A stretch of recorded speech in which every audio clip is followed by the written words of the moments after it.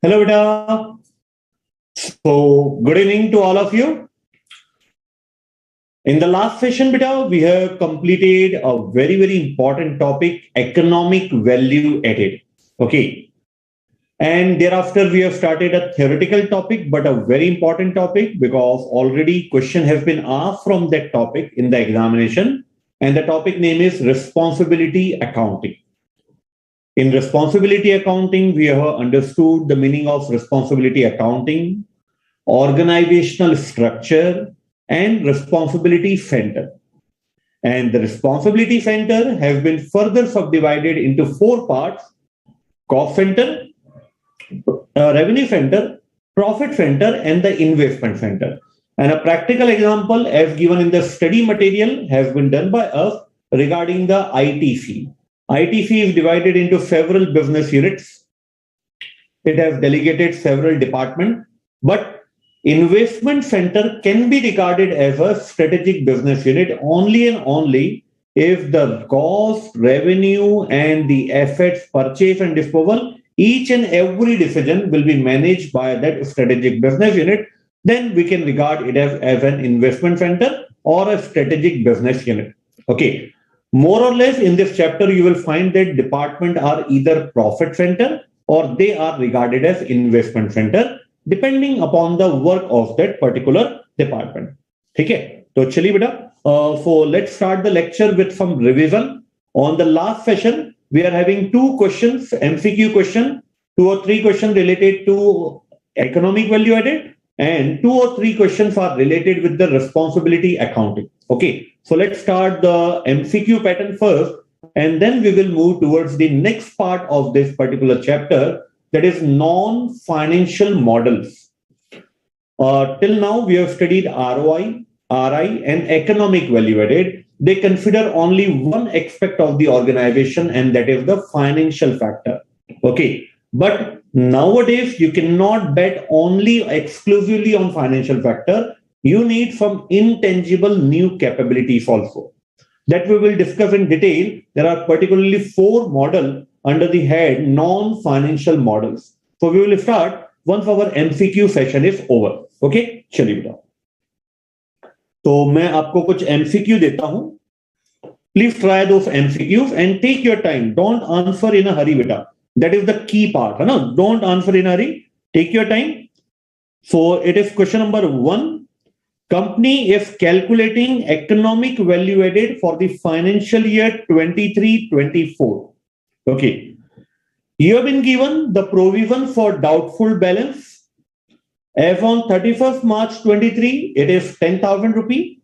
As on 31st March 2024, it's 12,000 rupee. You have to provide what will be the impact of this provision for doubtful adjustment while calculating NOPAT and while calculating the capital. Okay, so four options are given. Don't consider the option right now. First of all, apply your knowledge and then find out what will be the impact on NOPAT and what will be the impact on capital, and then find out in which option your answer is available. Okay, so I'm giving you some time, beta. Please provide me the answer. What's the answer, correct answer of this particular one?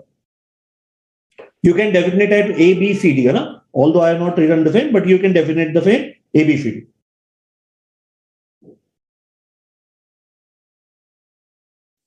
Jyoti, Kakkar, Surekha, Fatima.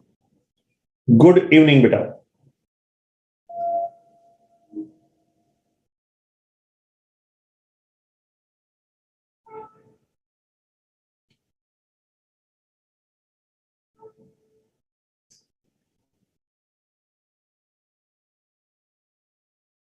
Tell me, what is the correct answer? What will the impact on NOPAT and capital?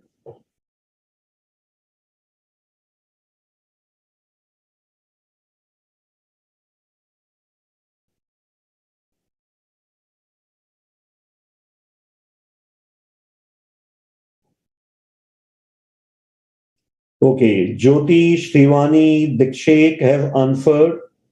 It's option number C. Okay, I'm waiting for more students to communicate, and thereafter we will start the discussion of that particular first MCQ.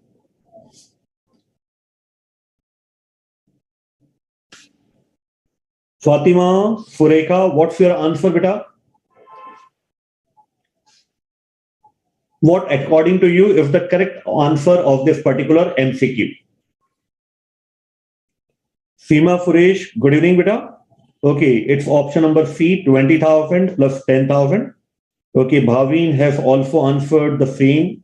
It's option number C. So I think all of the students are going with option number C, and that is the correct one. Undoubtedly, that is the correct one. This is the correct answer. Because capital is related to opening, so 10,000 will be added back in the capital. So this is the correct option.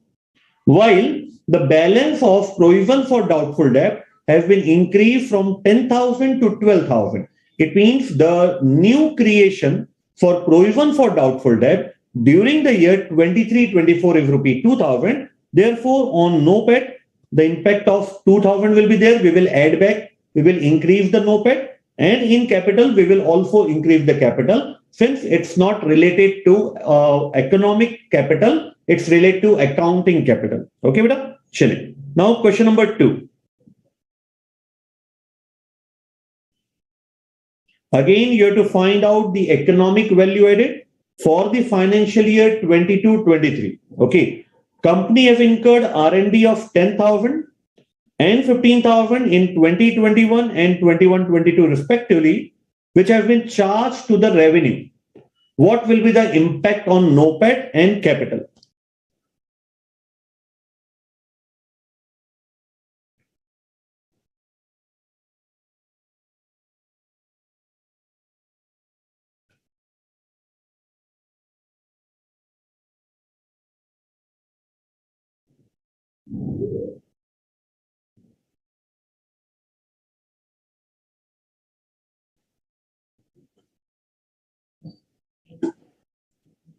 Please consider the date very carefully, beta. No?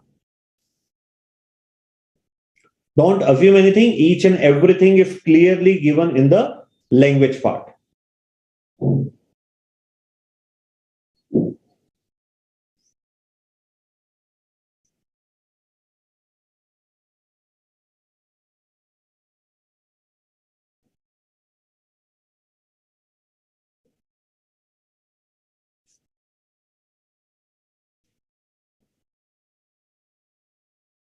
Okay, according to Jyoti, according to Bhavin, it's option number B. Okay.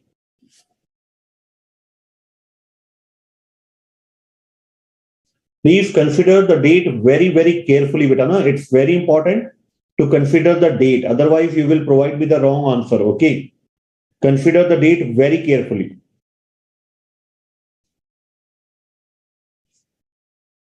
Okay, as per Rahul Motwani, it's option number 1. Okay.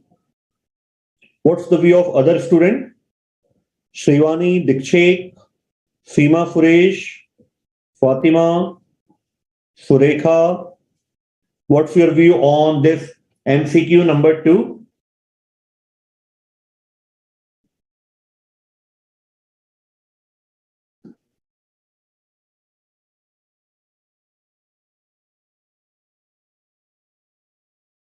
It's not so tough question, beta. Why you're taking so much time?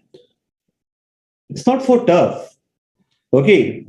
So the correct option is option number C is the correct answer. I have given you the hint that please consider the date very, very, very carefully. Okay. We are calculating the economic value added for the financial year 22-23, whether 10,000 is related to 22-23. No, it's 21-22. No, it's 21-22. ना वही consider किया होगा आपने. It's 21-22 because वो 2021 में incurred हुआ, तो definitely ये 21-22 में इनकर्ड हुआ होगा. No doubt about that. So it's 21-22. So whether 10,000 is incurred in 22-23? No. Whether 15,000 is incurred in 22-23? No. It means in the current year 22-23, there has been no expenditure of R&D. Therefore, NOPAT will have no impact So the first one will be there will be no impact on NOPAT because R&D has not been charged to revenue during the financial year 22-23. Okay. While capital we take not for the year, capital we take as on 1st April, capital we will take on as on 1st April 2022. 2022. So there are previous 2 years on which, according to STEM steward, the transaction which should be capitalized, shouldn't be capitalized, but instead it was charged to revenue. So we will add back the transaction of the previous 2 years in the opening capital 15,000 and 10,000. So the total transaction that will impact the opening capital is by rupee 25,000. Mind it, beta, capital will be as on, not for the previous year. It will be as on 1st April 2022. So whatever the year past year may be, if it has impact according to STEM Stewart and Company, then definitely it should be reflected in the opening capital. Clear? So the correct answer is answer number third. There will be no impact on NOPAT and the opening capital will be increased by rupee 25,000. Okay, चलिए यहां पे कहीं भी हमें depreciation का amount नहीं दिया है, ना ही हमें ये बताया है whether this R&D has been completely developed. So in the absence of depreciation amortization, we cannot charge the amortization charges related to R&D in the current period of 22-23. Okay, clear है? चलिए बेटा, now this is the question related to responsibility accounting. Tell me which option is the correct one, A, B or C?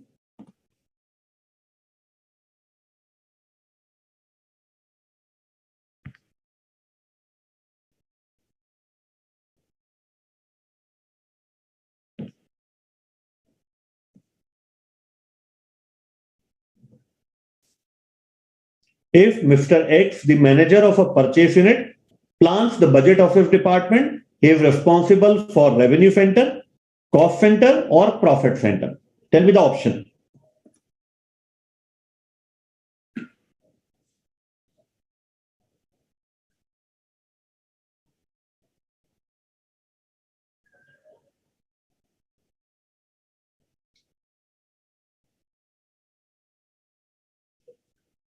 Okay, all of the student has answered. It's option number B, cost center. Jyoti, Seema, Rahul Motwani, Bhavin, Shubha Meda, Aniket. Very good, beta. It's the correct answer. It's the cost center because the person, the manager, is related to a purchase department. Purchase department will not generate revenue.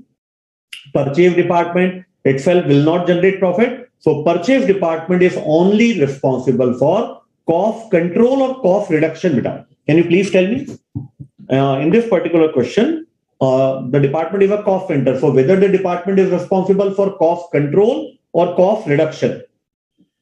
The correct answer is option number B. Now I am asking the question related to that. Whenever a department is a cost center, he is responsible for cost control or cost reduction.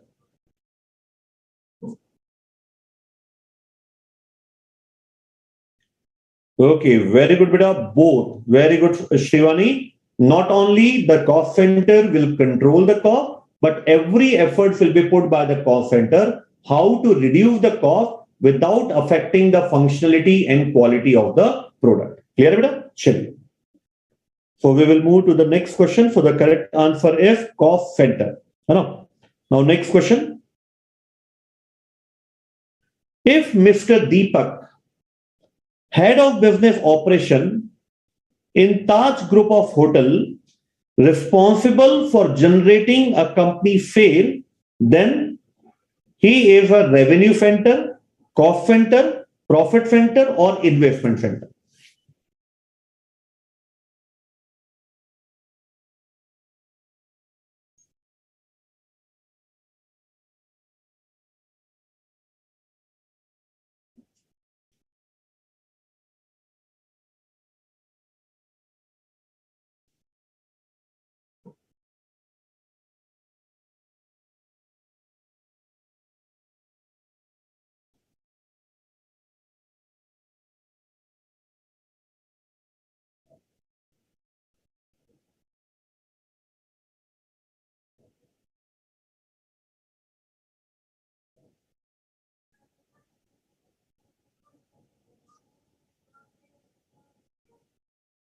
Revenue centre, not investment centre बेटा, investment centre नहीं होना चाहिए. All the students have answered it's revenue center. Investment center नहीं होना चाहिए. No beta. The correct answer given by all of the students, I'm very happy that almost all of the question has been answered correctly by almost 100% of the student. The correct answer is revenue center because he is responsible for generating sales of the company. If he is responsible for generating only the sale, definitely he is a revenue center department. If he is responsible for utilizing, for making the optimum utilization of resources in the department, then definitely it might be considered as an investment center because not only the asset productivity will be increased, but that department will also try to control the cost and maximize the revenue. But in this case, the sole responsibility is to generate sales for the company, for the Taj Group. Therefore, it's a revenue center. Clear है बेटा? चलिए. Okay, beta. So this is the MCQ part. Now we will start the most important part of this particular chapter, chapter number 7, and that is known as non-financial model. Please write down, beta.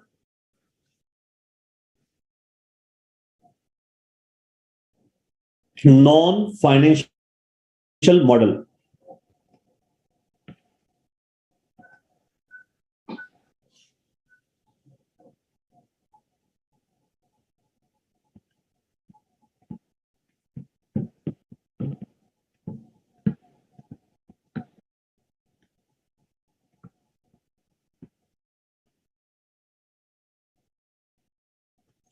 We are having 4 types of non-financial model, starting from the first generation and goes on to the third generation of performance measurement and evaluation. Please write down the very first model is balanced scorecard. Balanced scorecard. The second model is, please write down in your copy. The second model is performance pyramid.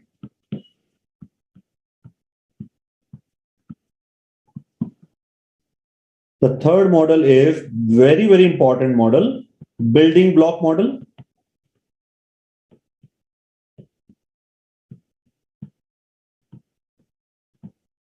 And the last model is performance prism.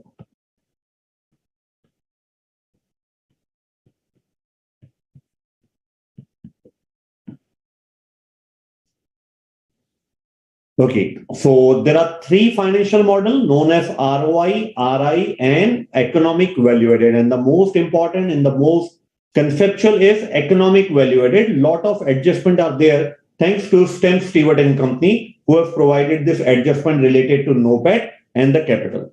Now, the name indicate non-financial model. Okay, but it doesn't mean that we will completely sideline the financial factor. Although the name is non-financial model because majority weightage is been provided to non-financial factor, but a consideration should be given to financial factor also, so that whichever model we apply for our performance measurement and evaluation, that will provide us the complete picture.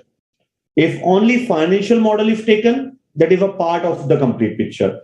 If only non-financial model is taken, that is also a part of complete picture. So why not to give more weightage to the non-tangible one, that is the non-financial factor, but one consideration should also be given to the financial factor.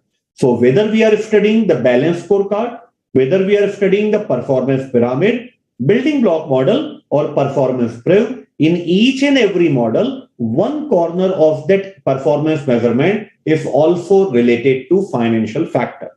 So it's a complete package. It's a complete package. Not only financial factors are there, but non-financial factors are also there. But definitely the weightage of non-financial factor are more than that of the financial factors. Okay? Clear बेटा? तो लिखिए बेटा इसमें आप next line में. Although the above models appear to be non-financial,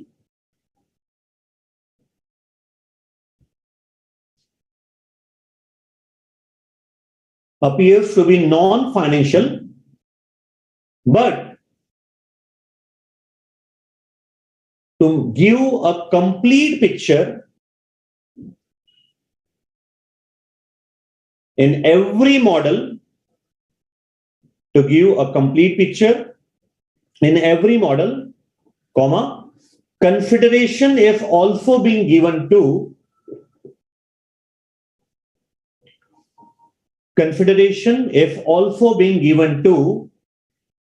financial factor.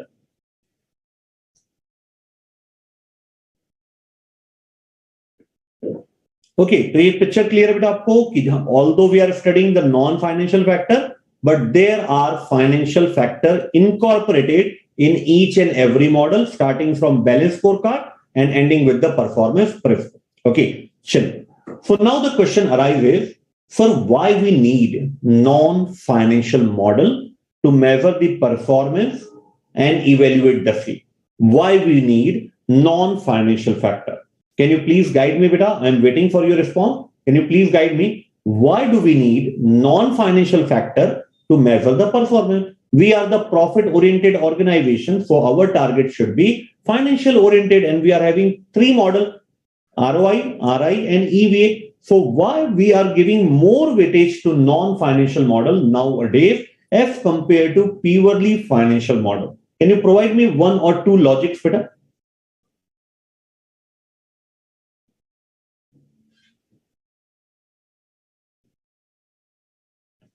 Any one or two logics related to why non-financial models are needed in place of the financial models of measurement and evaluation?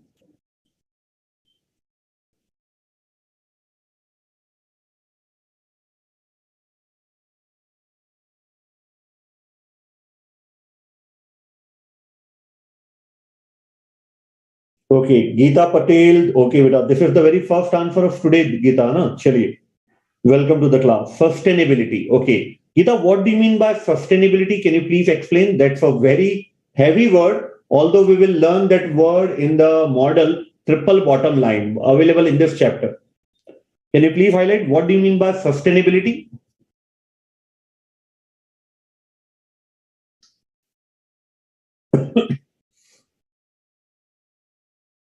No, Jyoti beta, that's not the answer to that non-financial are needed to overcome the limitation of financial model.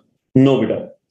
Environmental and social factor. Okay, beta, if we consider environmental and social factor apart from the financial, then it cannot be called as a non-financial model. It will be better regarded as triple bottom line, because one of the bottom line will be the environment, the other will be the social, and the last will be the financial.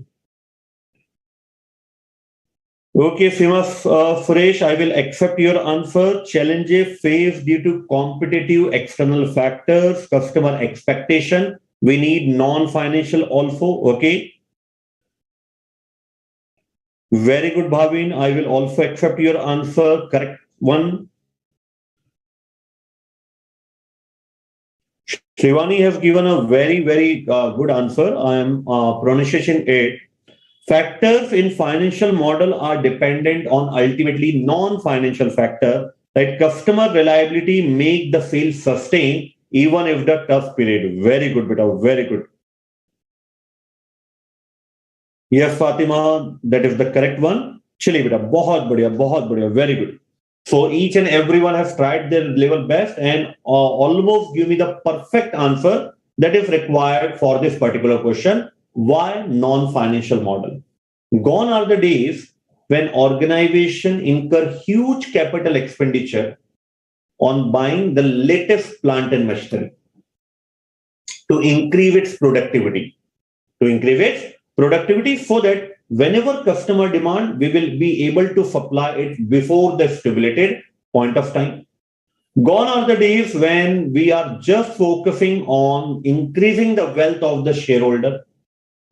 That is, In earlier period, the focus is only on the tangible factors, such as increasing the productivity, increasing the efficiency, increasing the profit, increasing the wealth of the shareholder. These are the tangible ones. But many students rightly pointed out that in this fierce competition, focusing only and only on the financial ground, although will provide profit, huge profit in the short run.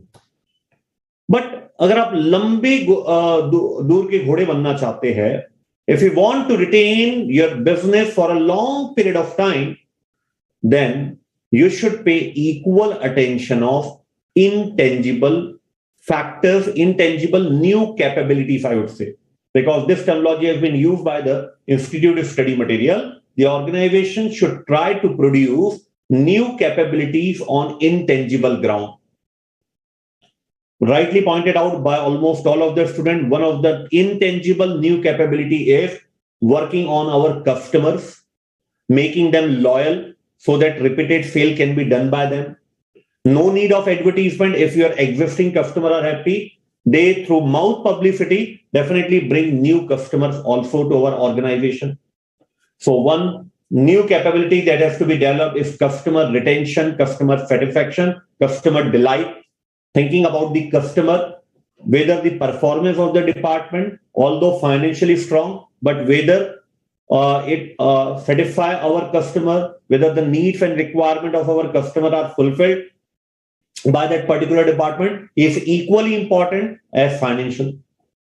Next can be your capability to generate new product, your capability to add new features in the existing product, because if you want to retain your customer for a long period of time, the quality matters, the price matters, but it is true that innovation also matters. Number of product you are launching on a year by year basis, number of updation you are providing to your existing customer also make the existing customer satisfied, and it will bring new customers to your organization. So the second one can be the innovation area. What new you are doing in your organization that also matters in the long run. And one of the most important, employee development, whether your employees are with you or not.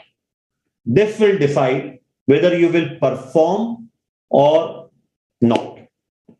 So whether you are developing your employee capabilities, whether you are providing them training, whether you are giving them sufficient, healthy and safe environment, this all matters in the long run of the organization. And just as customer satisfaction is important, as equally employee satisfaction is also important.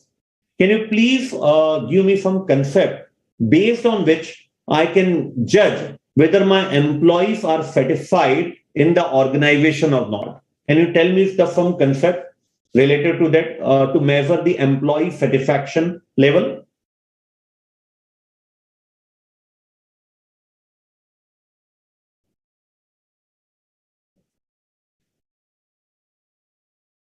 Any methods, any process through which we can measure whether the employees are satisfied in the organization or not?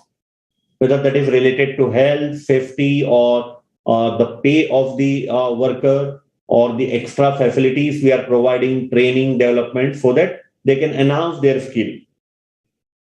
Morale of employee. Yes, but increasing the morale. But can you name the technique through which we will measure whether the employees are satisfied in the organization or not?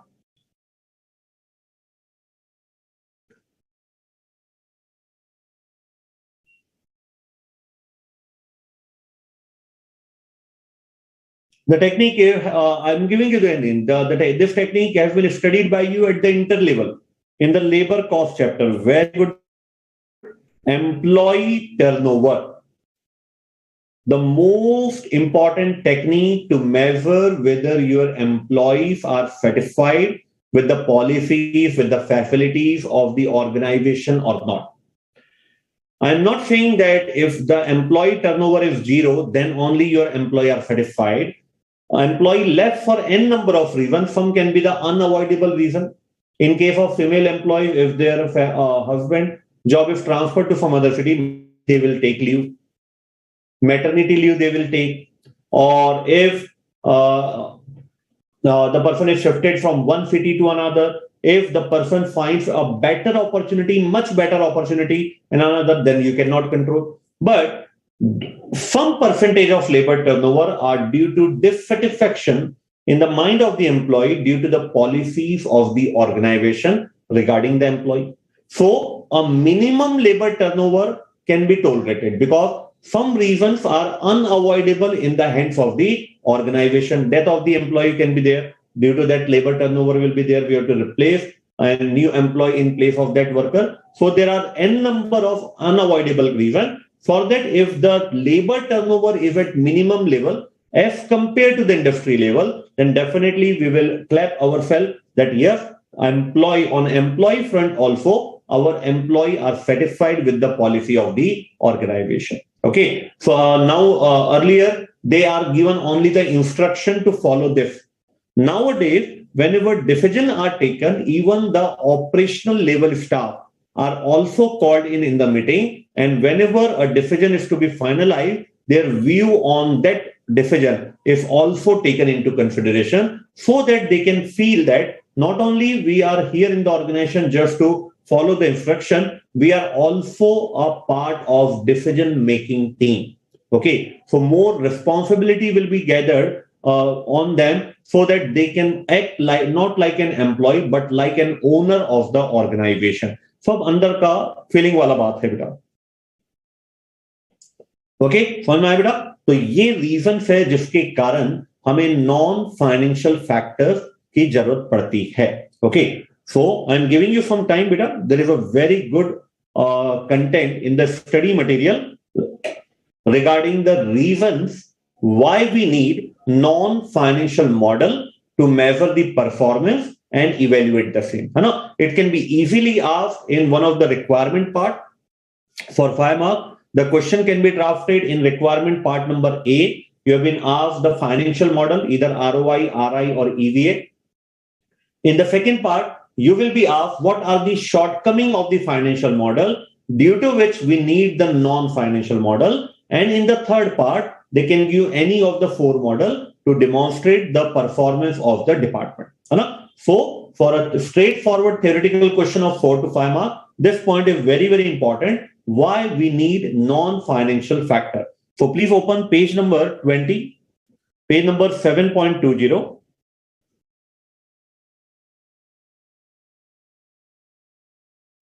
Okay, beta. So read out the content till this point. Information system.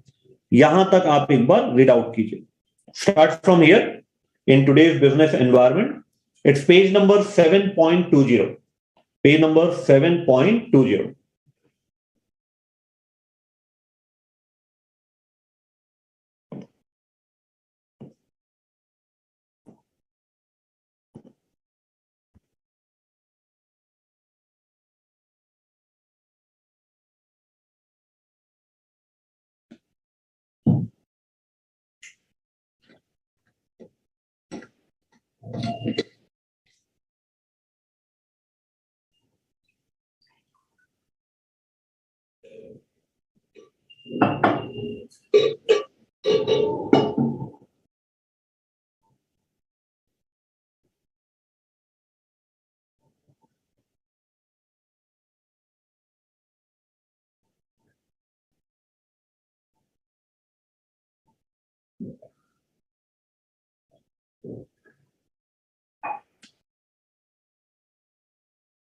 Right, somewhere in the study material, beta, a question can be framed on this content regarding why non-financial factor, why non-financial models are required.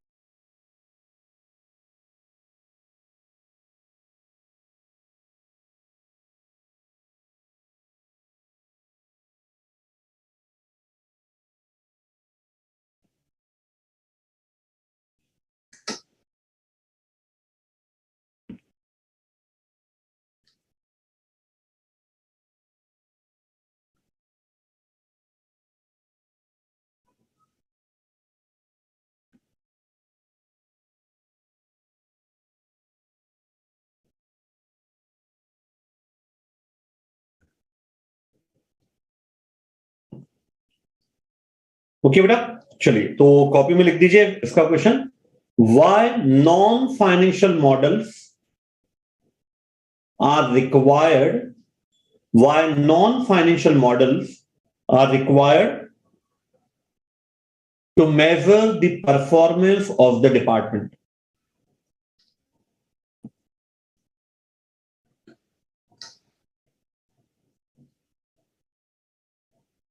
Question mark, next line में लिख दिए, answer available in page number 7.2. Answer available in page number 7.2 of the study material.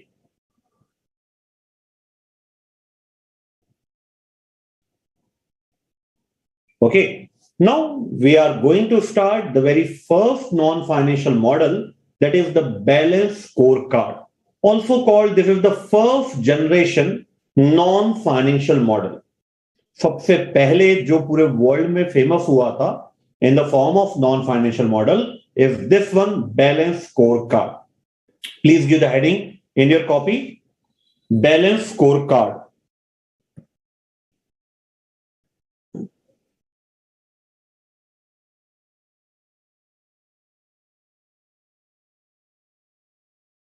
Balanced scorecard. Once again, I am repeating the same beta. All the non-financial model includes the financial factor also, along with the non-financial factors. Balanced scorecard. लिखिए बेटा पहला point. This is the very first generation model. This is the very first generation model of measuring the performance of a department.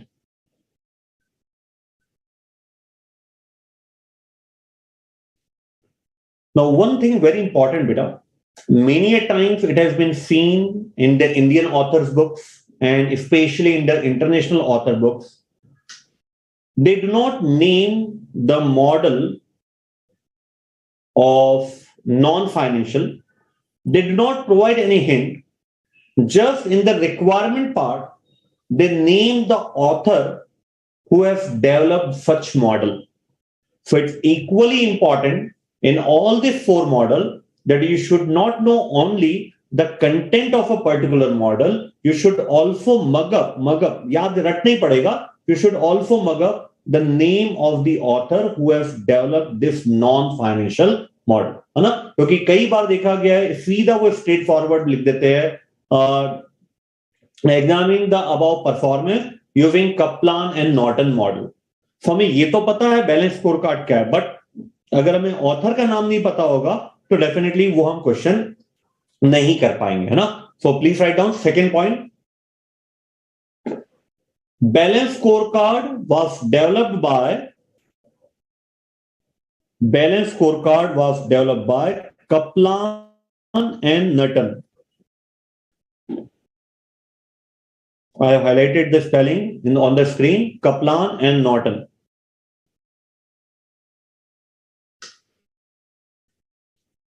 What this two authors has done in the first generation model, the name of the model is balanced scorecard. Okay.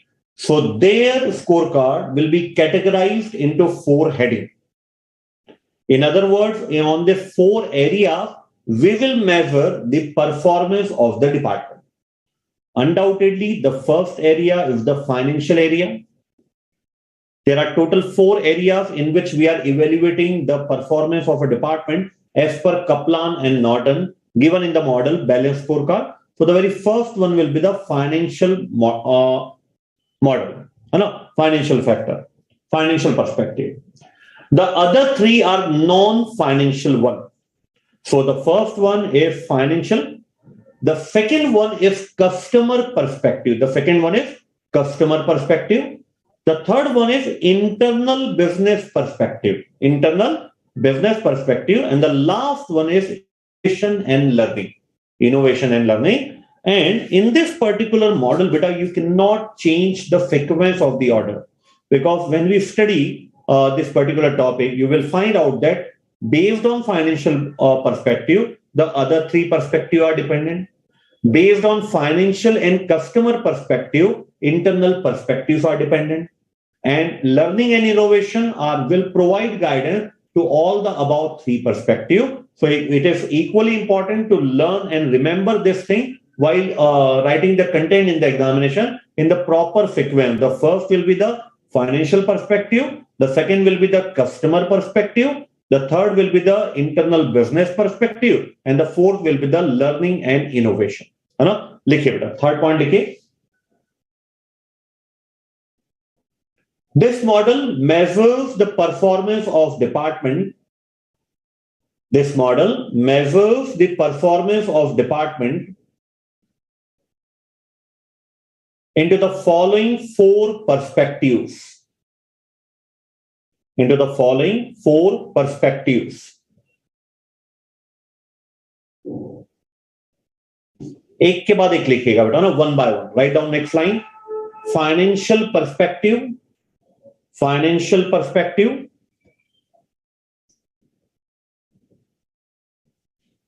write down second point, customer perspective,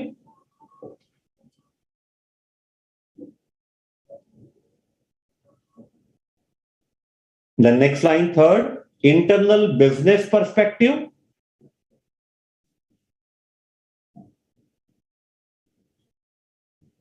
last fourth point, innovation and learning perspective.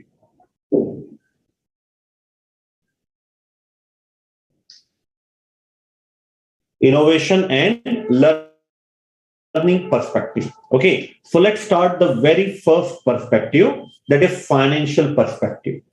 Each and every organization has a vision in its mind, that after 1 year, 2 years, we have to achieve this vision.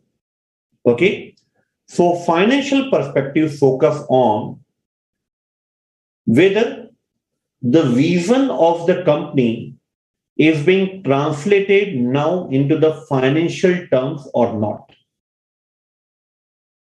Because vision has been created with the consent of the majority of the shareholder, है ना? तो जो हमारा vision था, क्या हम उसको achieve कर पा रहे हैं? Whether our shareholder wealth has been maximized, whether we are having the growth factor not only in the turnover of the organization, but also on the aspect of revenue or turnover and profit of the organization. क्या हमारा profit भी grow कर रहा है कि नहीं कर रहा? Because in many cases your turnover grow, but profit decline due to increase in expenditure. So we want to check the growth not only in respect of financial turnover point, but also from the profit viewpoint. फिर हमारा GP ratio क्या है, NP ratio क्या है, debt equity ratio क्या है, all the financial jugglery will be covered in the financial perspective or the very first model of balance scorecard, है ना? So ये था जब हमने स्ट्रेटेजी बनाया था, क्या हम उस स्ट्रेटेजी को प्रॉपरली इंप्लीमेंट कर पा रहे हैं, ये चेक करेगा फाइनेंशियल पर्सपेक्टिव. और बहुत इंपॉर्टेंट जो बचे हुए तीन पर्सपेक्टिव है, customer, internal business perspective, learning and growth, उसके लिए के एक फोकस प्रोवाइड करता है ताकि उनको अपना ऑब्जेक्टिव मिल जाए कि what customer perspective will have to do, what internal business perspective to do, what learning and innovation perspective to do. So financial perspective is the starting point of balance scorecard in which we, whatever strategy we have derived, we will check whether that strategy has been correctly implemented or not to generate a huge revenue along with the record profit of the organization. And importantly, it also provides the focus that is required by the customer perspective, internal business perspective, and the innovation and learning perspective. Okay, beta? तो एक काम कीजिए, I am giving you 3 minutes, है ना, to learn, to read out the financial perspective from the study material, and then after we will write the financial perspective in our own language to simplify the same, है ना? तो financial perspective जो आपके screen में appear हो रहा है बेटा, एक बार बहुत अच्छे से इंटरप्रिटेशन रीडिंग लेना है, ना कि आपको न्यूज़पेपर रीडिंग लेना है. ओके, चलिए.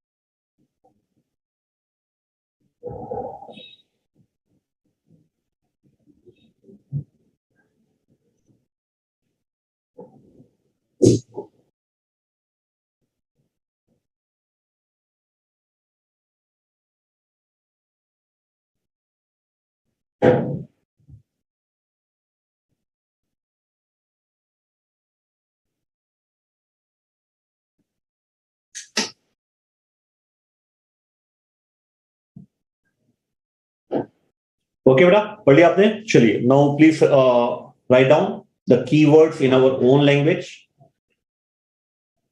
Please write down the financial perspective. Heading दे दीजिए पहले आप, द फाइनेंशियल पर्सपेक्टिव.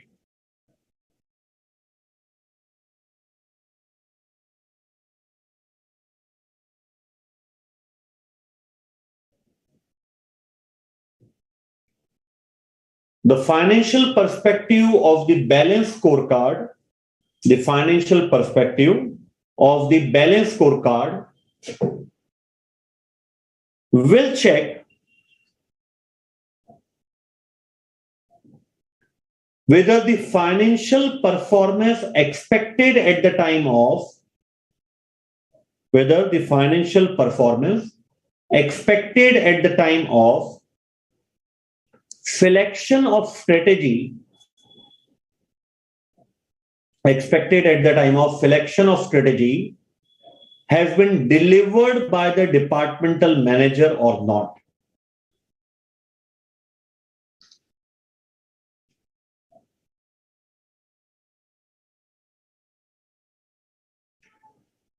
ब्रैकेट में लिखिए, financial performance can be in the form of turnover, comma different profit ratios, डेप्ट equity ratios etcetera. Capital leverage ratio भी बोलते हैं अपन. तो बहुत सारे रेशियो होते हैं फाइनेंशियल डेटा को मेजर करने के लिए. कोई भी ऑर्गेनाइजेशन ले सकता है, whatever that has been decided at the time of selection of strategy. One line drop करके लिखे, also this financial perspective will provide a proper focus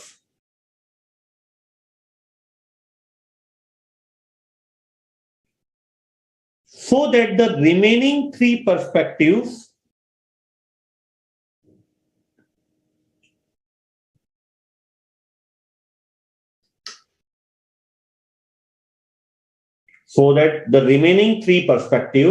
can set its objective. Can set its objective. तो देखिए, बोलने को तो अपन बोलते हैं नॉन फाइनेंशियल मॉडल है, but the pace has been decided by the financial model. बोलते हैं ना, भाई बड़ा ना भैया, सबसे बड़ा रुपया, है ना. तो यहां पे the biggest power is money. तो स्टार्ट यहीं से हुआ है. इवन आप नॉन फाइनेंशियल मॉडल पढ़ रहे हैं, this line is very important. It provide the focus for the other three perspective so that they can set its own objective. ठीक है. अब ध्यान दीजिए, सेकेंड पर्सपेक्टिव में आते हैं अपन, कस्टमर पर्सपेक्टिव. सो ये तो कंफर्म है. The prime perspective is undoubtedly in balance scorecard is the financial perspective, because it will provide the focus for the remaining three perspective, है ना. अब अपन आते हैं कस्टमर पर्सपेक्टिव में. आपने बोला अभी बोला, सिलेक्शन ऑफ स्ट्रेटेजी के समय जो भी फाइनेंशियल परफॉर्मेंस एक्सपेक्टेड था, whether you have fulfilled that one. Suppose the financial expectation is increase in turnover by 20%, increase in profit by 10%. So already financial perspective has said that customer perspective, I will set the focus for you to set your objective. अब हमने तो साफ decide कर लिया कि we have to increase our turnover by 20%. बोल दिया. अब ये बचे हुए तीनों पर्सपेक्टिव लगे रहते हैं उसको अचीव करने के लिए. सो कस्टमर पर्सपेक्टिव देखता है कि अगर मुझे ऑर्गेनाइजेशन का 20% टर्नओवर इंक्रीज करना है, so how can I satisfy my customer so that not only they will generate repeated sale for me, but they will also bring new customer for me. Because The first point is you should retain your customer, existing customer. Then only you can have growth in the turnover. Also, you have to be given the advantage of mouth publicity from the existing customer. So क्या क्या parameters है जो अगर मैं fulfill कर दूं, then my customer will say बल्ले बल्ले कि हाँ, this is the company, this is the product we want. If you want to purchase such type of product, purchase from that company itself. Okay, take the example of airlines, beta. Take the example of airlines. This can be very subjective. Customer perspective can be very, very subjective, beta. If we talk the example of an airlines, some customer give top priority to on-time performance. Can you please tell me those category of customer which are giving top priority to the on-time performance of the airline? Can you please name that category of customer?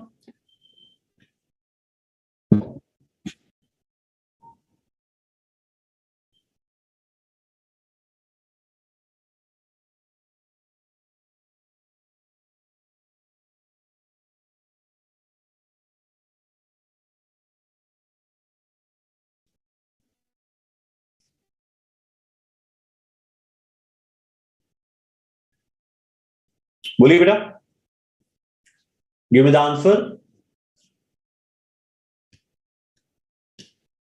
What category of customers in an airline industry wants on-time performance? Very good, beta. Business class customer. Okay. They regard airlines on top priority, which are giving the on-time performance. Some customers regard the connectivity of the airline a prime importance. If the airline has multiple connectivity in that city, they regard that organization as a customer friendly. Some regard the low fare. Some regard the services offered by the organization. Some regard the courtesy of the employee. This is also very important since airlines are in the service sector. And in the service sector, your success will more or less depend on the courtesy, the nature of the employees that are dealing with the customer. वो भी बहुत important है. So this customer perspective is very, very subjective.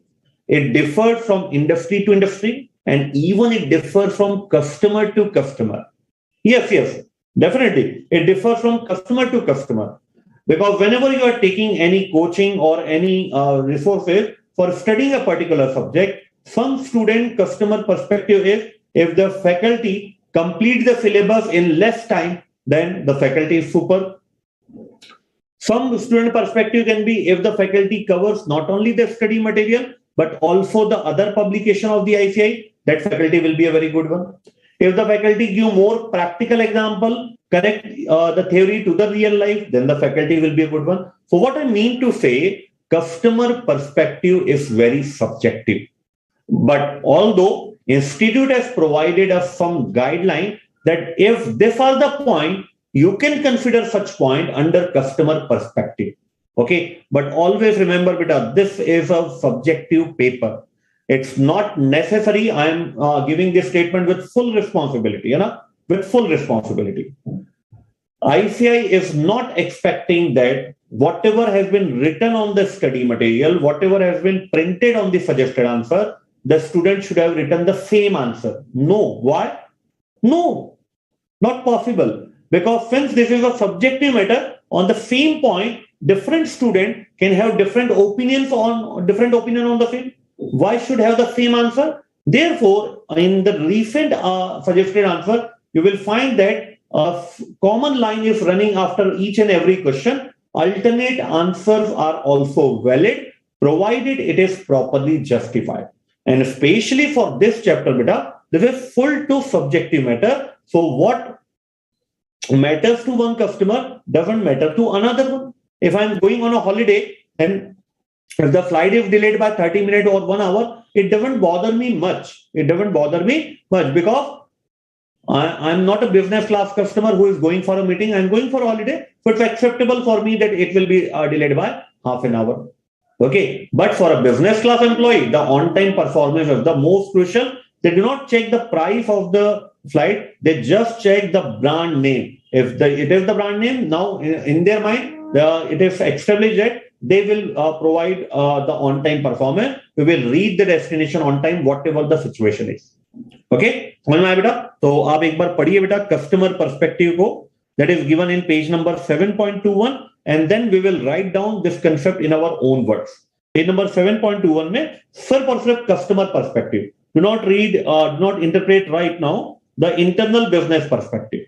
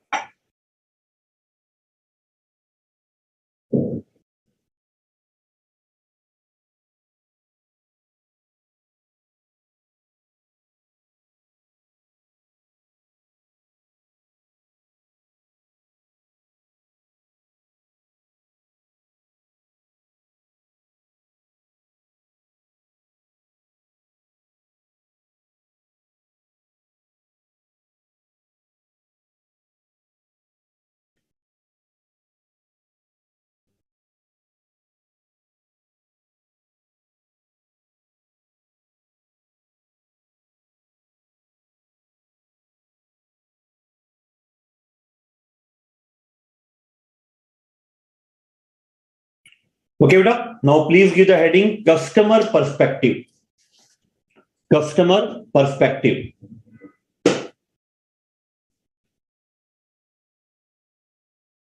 To what extent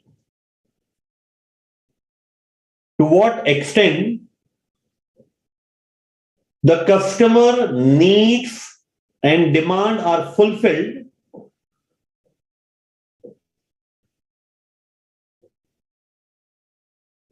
so as to increase customer satisfaction, retention, loyalty, not royalty, loyalty, and acquisition of new customer, and acquisition of new customers.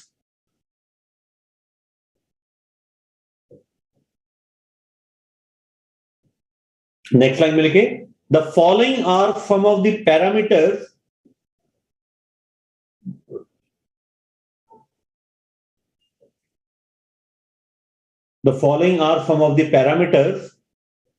through which we can measure the customer satisfaction.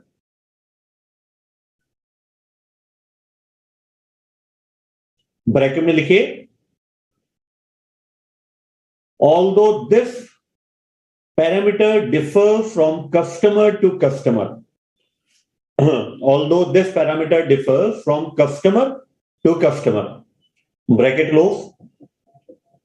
Next line में one by one लिखते हैं ये बेटा. I know this has already been given in the study material beta, but writing in by our own will better make that concept very easy beta. That's why I am right from the very first day making some notes in the class itself. Because when we write the same, not only our eye memory, but also our hand movement memory will together work to provide us the better insight of that particular concept. Okay. Now write down one by one what are the lead indicator, that is the measures. Write down the very first point, on-time performance.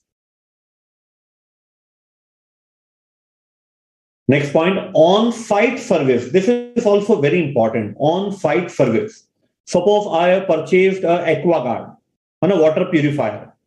So if the service has been provided by the company during the warranty period, in my home itself, definitely my satisfaction level will increase. If I have purchased a printer for my office, and if the technician comes in my office for any repair work during the warranty period, definitely my customer satisfaction will increase. So ये सब point है. Third point देखिए, after sales support, defect per order,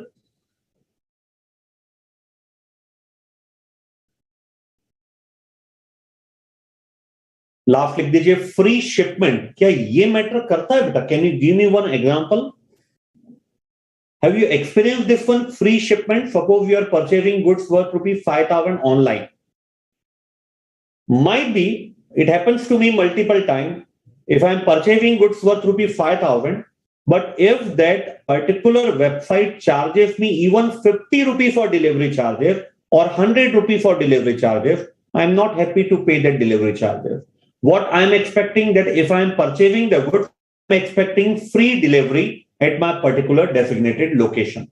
So if because now each and every website, each and every brand has more or less the same quality product, so I'm having a multiple choice. I know if they will not supply me, I will go to that option, and the satisfaction level is more or less same. अपन एक concept पढ़ा था बेटा, price sensitivity. If the user is aware of the close substitute, then definitely price sensitivity is very high. Similarly here, if that website charges me the delivery charges, however nominal might it be, but definitely it hurts a lot, so I will shift to the another brand. Might be many of the student also feels the same like me. हमें तो नहीं पसंद भाई delivery charges. हमें तो लगता है if you have purchased the goods, make the payment, then why we should pay the delivery charges? It's upon the company to provide us for service so that the customer satisfaction delight will be there. है ना? तो free shipment भी लिख दिया आपने. चलिए, now third point. अब बात करते हैं बेटा, फिर से फाइनेंशियल पर्सपेक्टिव आइए. फाइनेंशियल पर्सपेक्टिव ने एक बड़ी इंपॉर्टेंट लाइन बोला था, I will provide, financial perspective से I will provide the focus for the remaining 3 perspective. Now हमारा थर्ड पर्सपेक्टिव है in balance score card is the internal business perspective. Can you repeat with me what is?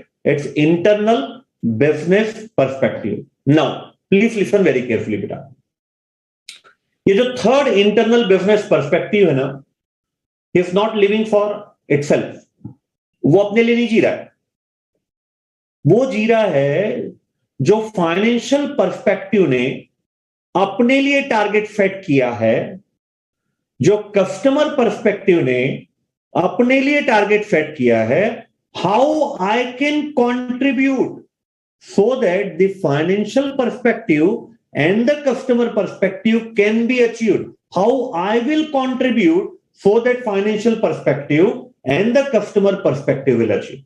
इसका अपना कोई दूसरा target नहीं है, इसका बस एक ही टारगेट है, how can I help to achieve the financial perspective? How can I help the customer perspective to attain its objective? Internal business objective. वो एक बहुत अच्छा एग्जांपल दिया है. Company wants the increase in turnover in the next budgeted year. That is possible by providing quality services to the customer so that customer retention will be there, repeated sale can be there, and if customer regard after sale support as the basic major point, so the increased turnover is required. Customer will purchase goods from us, but customer regard after sale service as the prime decision features of their purchasing. So now internal perspective will think, if customer require after sale service, then my purpose is to provide new area so that the after sale service can be within the reachable distance to the customer. If the after sale service is provided and the after sale service is within the vicinity of that customer, definitely customer satisfaction will increase. And if customer satisfaction will increase, repeated purchase will be there. And if repeated purchase will be there, we will be able to achieve the financial perspective of the organization. So internal perspective do not live for himself. It helps the financial perspective and the customer perspective to attain its objective. Clear है? तो मैं आपको समझ देता हूं बेटा.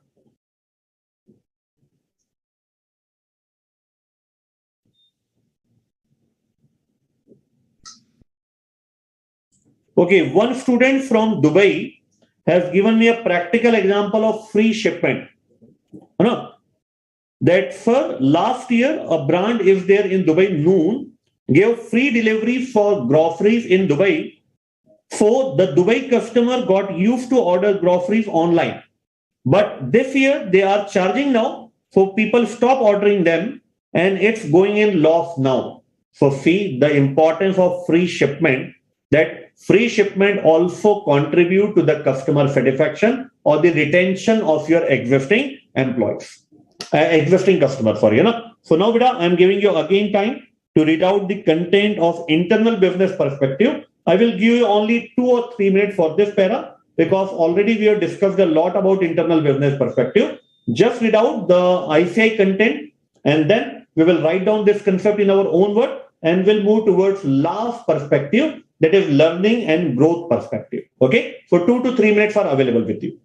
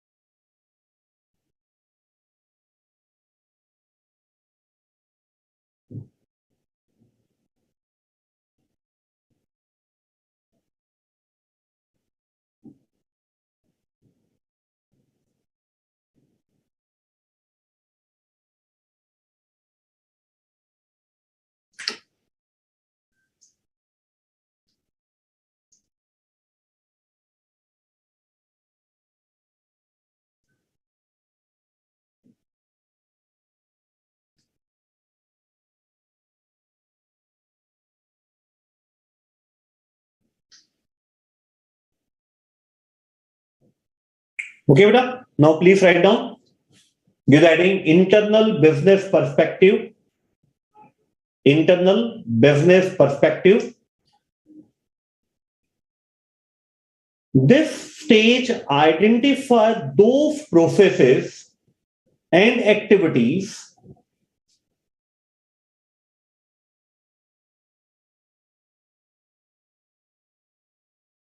This stage identifies those process and activities,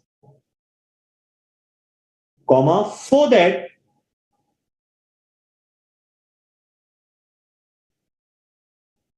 the objectives of financial perspective and customer perspective can be achieved. So that the objective of financial perspective and customer perspective be achieved. Once again, I am repeating the example, beta, na? Please listen very carefully. Don't write this. Financial perspective is having increased turnover. Okay. So customer perspective think that if we provide better after sales service, then customer retention will be there, which will be able to generate repeated sale so that we can increase the turnover. Okay. Objective set for financial, objective set for customer perspective. Now it's done for internal business perspective. It think, okay, we want to provide better after sale service. Okay. Now, what we can do to provide more better service, we can have more connection line of telephones, not a single customer care number. We can have multiple customer care number so that the one customer care number is engaged. Customer can call on the other. We can set up the service center in more and more cities so that the reach of the customer will be easy. So if we do this, the after sale service will be better. If after sale service will be better, customer retention will be there and it will result in repeated purchase, which ultimately leads to increase in revenue and increase in profit. Clear है? चलिए last point लिखे, last point heading दे दीजिए आप, learning and growth perspective. The learning perspective is related with the employees of the organization. The learning perspective is related with employees of the organization. Whatever you are doing to make your employee feel better, feel happy in the organization, that will be covered under the learning perspective. Okay, such as employee training, employee welfare, providing recreational facilities to the employees and their family member. All this will be covered in the learning perspective. Whether the standard of life of the employees has been improved by you, then it will be covered under the learning employee. In that particular case, employee will be happy, and definitely if employee is with the organization, no competition will make us weak. है ना? If employee is with us, तो हम competition को withstand कर जाएंगे, कोई बड़ी बात नहीं. लेकिन अगर कंपटीशन भी है एंड एम्प्लॉइज भी हमारे साथ नहीं है, then it's almost impossible to survive and excel in this competitive world. है ना?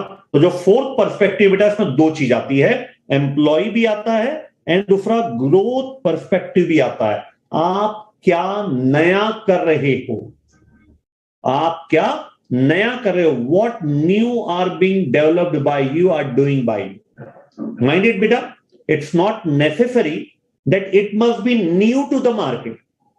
हो सकता है, might be possible that it is already in the market, but what matter to me is that we are doing something new for our company. Our customer has not experienced such thing, although it is already available in the market, but we are doing it for the very first time. That will be covered under the head growth perspective. So the fourth perspective covers two different points. Learning perspective is related with employee, how our employees are being felt in the organization, how their life standard can be upgraded by the employer, by the company. That will be covered in learning perspective and growth. क्या नया किया, है ना? Whether in product, whether in IT, whether in management information system, whether in processing capability, what new has been done by you, that will be covered under the head growth perspective. है ना? तो समय देता हूं बेटा आपको मैं, एक बार आप ये पूरा पढ़ लीजिए वापस से, learning and growth perspective, and then we will write the summary of this in our own language once the reading is complete.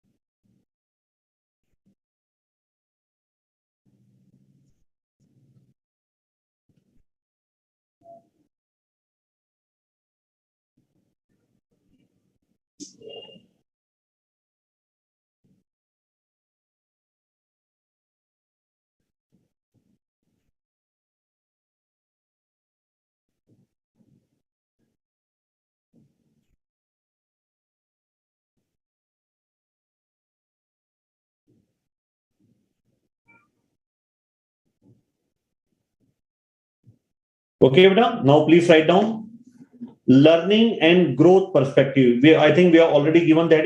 लिखिए बेटा.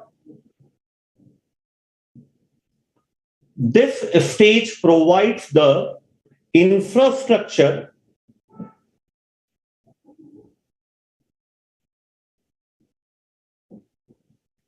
to create long-term growth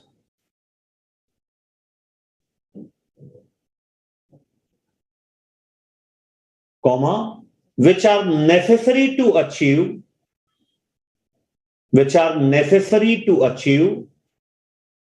the above three perspectives.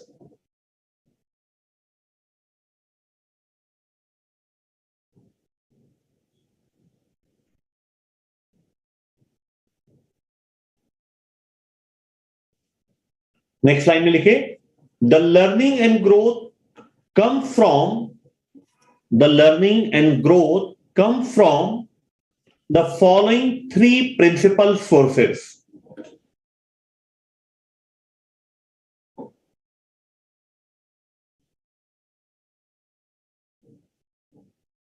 पहला पॉइंट लिखे employ,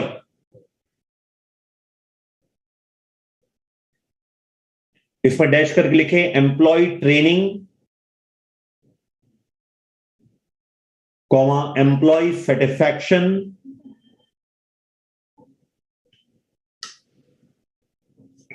employ participation in decision making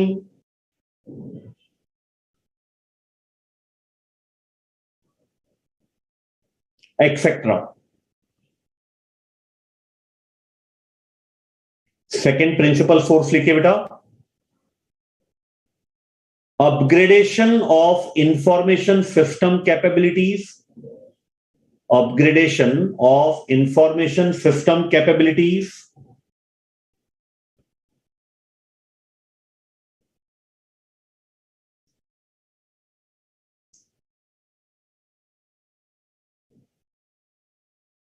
Then write down last point number third. Motivation and empowerment of employees.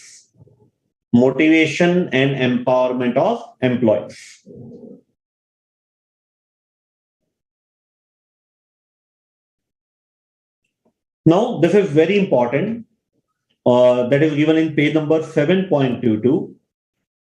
Who will devise and implement a balanced scorecard? It's the manager of that particular department. There is no format that is applicable to one and all. है ना? ऐसा नहीं कि किसी company ने balance score card apply किया है, we have copied that one and applied in our own organization also. Every organization, every department has different challenges as compared to the other. So it is the duty of the manager, business manager, to develop the balanced scorecard for their own department, keeping in needs and wants of our employees, our customer, our company vision, based on our own internal data. We should have the balanced scorecard for our own, although we can take the help of balanced scorecard developed by other company, but cut copy paste is not at all allowed because it will not solve the purpose of measuring the performance and evaluation, since each and every company, every department is different. So the need and wants of that particular department. Please write down through red pen bit of the heading. Whose responsibility is to create and implement balanced scorecard.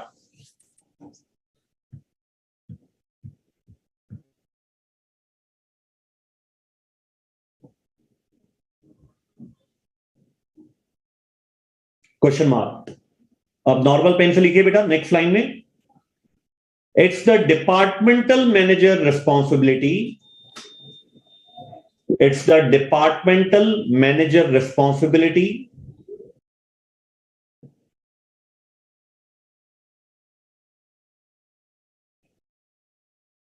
to design the balanced scorecard for its own department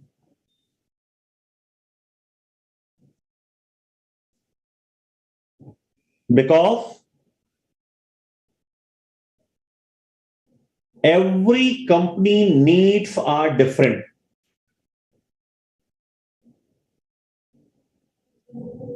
okay, तो अच्छा point था बेटा, who will derive the balance score card.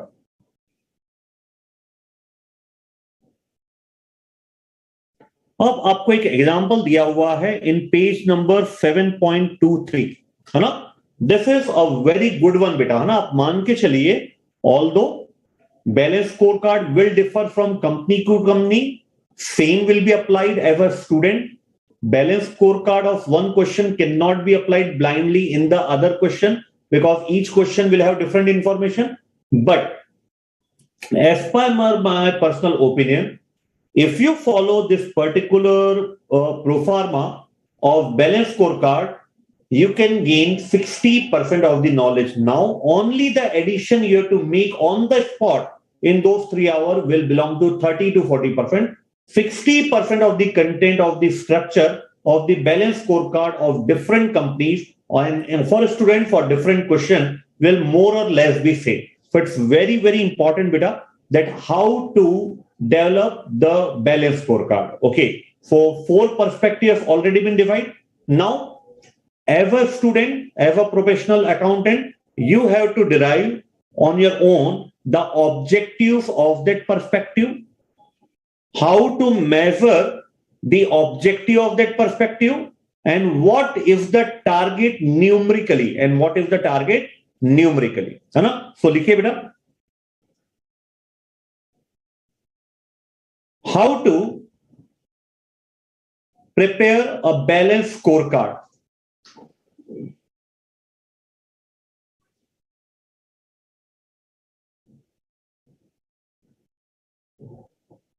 पहला point लिखिए,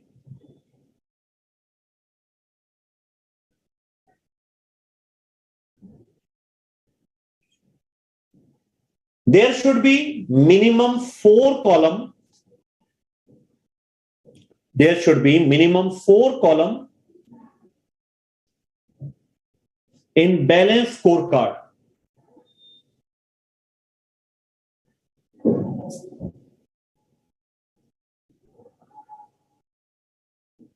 next line में लिख बेटा, column number 1 dash करके लिखे, will be related to perspective of balance score card. Will be related to perspective of balance scorecard. Now this will be important, second, third and fourth. Column number 2 dash करके लिखे, it will be related to objectives of that particular perspective. It will be related to objectives of that particular perspective.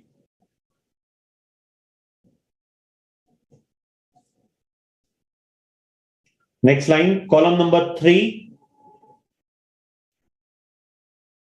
measurement.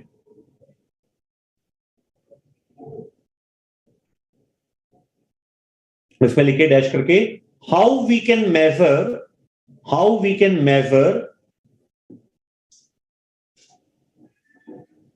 whether the perspective, whether the objective of that perspective, how we can measure whether the objective of that perspective is achieved or not. आपने objective तो बना दिया, but अब उस objective को हम कैसे major करेंगे कि ऑब्जेक्टिव हुआ है या नहीं हुआ है.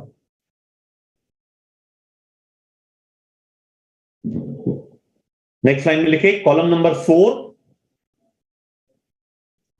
4 टारगेट. इसमें लिखे क्वांटिफिकेशन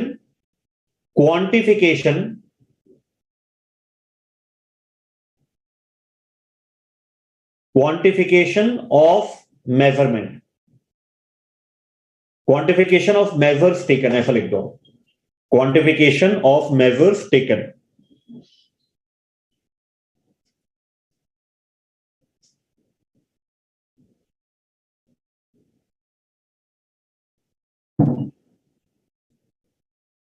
देखिए बेटा, अब अपन आते हैं इसी पॉइंट पे, बहुत बहुत अच्छा पॉइंट है ये।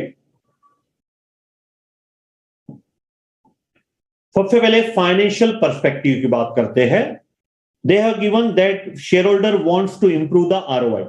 Okay, share holder wants to improve the ROI, तो अब इसको मेजर कैसे करेंगे? What percentage increase in ROI will be considered as improvement? तो अब हम यहां पे इसको एक टारगेट दे देंगे कि suppose 10% increase in ROI will be considered as improvement. तो ऑब्जेक्टिव हो गया टू इंक्रीज द आरओआई। कैसे पहचानेंगे? What measures what increase in ROI will be considered as a measure, और उसको हमने क्वांटिफाई कर दिया। फिर increase in sale, similar pattern, कितनी इंक्रीज मानेंगे, फिर हम उसको क्वांटिफाई कर देंगे, that will be the target. Now customer perspective का क्या ऑब्जेक्टिव हो सकता है? Improve the brand recognition. अब इसके लिए बहुत इंपॉर्टेंट मेजर है percentage of target audience, audience नहीं है, टारगेट ऑडियंस है, who recognize our brand. If they recognize our brand, then definitely we have achieved the objective of brand recognition. Customer retention, कितनी complain मिली और उस complain को हमने कितनी जल्दी रिस्पॉन्स करा, कितने रिपीटेड कस्टमर है, क्योंकि रिपीटेड जितने ज्यादा कस्टमर रहेंगे उतना हमारा कस्टमर रिटेंशन है। फिर इसी को हम कुछ एक न्यूमेरिकल डेटा दे देंगे कि अगर इतना आ जाता है तो हम उससे सेटिस्फाइड हो जाएंगे। फिर internal business perspective, if you want to improve the brand recognition, if you want to retain our customer, we must improve in product quality. तो इसको हम कैसे मेजर करेंगे? प्रोडक्ट क्वालिटी इंप्रूव हुई है नहीं हुई है? Through percentage of defect rate, इसके द्वारा हम पता लगा सकते हैं। ऑन टाइम डिलीवरी से डेफिनेटली कस्टमर रिटेंशन भी होगा और ब्रांड भी इंप्रूवमेंट होगा। तो ये सब चीजें हम ऐसा क्या करें इंटरनल पर्सपेक्टिव में, so that we can achieve the financial end, जिससे हमारी ब्रांड इमेज बनेगी कि we are also socially responsible. कैसे पता लगाएंगे इफ ऑब्जेक्टिव अचीव है? Number of eco friendly product launch by us, if the simple reason, suppose we are given the target of 2 product should be launched every year. फिर introduction of limited edition item, this will create hype in the market so that we can establish our brand image. तो एक बहुत अच्छा example है बेटा आपके study material में, which will guide you. I think in my personal opinion almost 60% of the content can be copied in any of the question of balance scorecard. It will definitely work, है ना? तो इसमें लिखिए बेटा red pen से आप copy में, next line, a standard proforma of balance score card,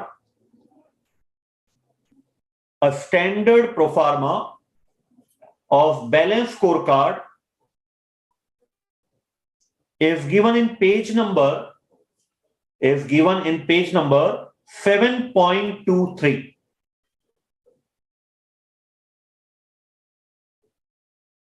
is given in page number 7.23. एक क्वेश्चन कर ले बेटा, 15 मिनट्स लगेगा, 15 to 20 मिनट्स अपने को लगेगा। एक क्वेश्चन कर लेते हैं, फिर अपन ब्रेक लेते हैं, ज्यादा बेटर है। व्हाट यू से बेटा?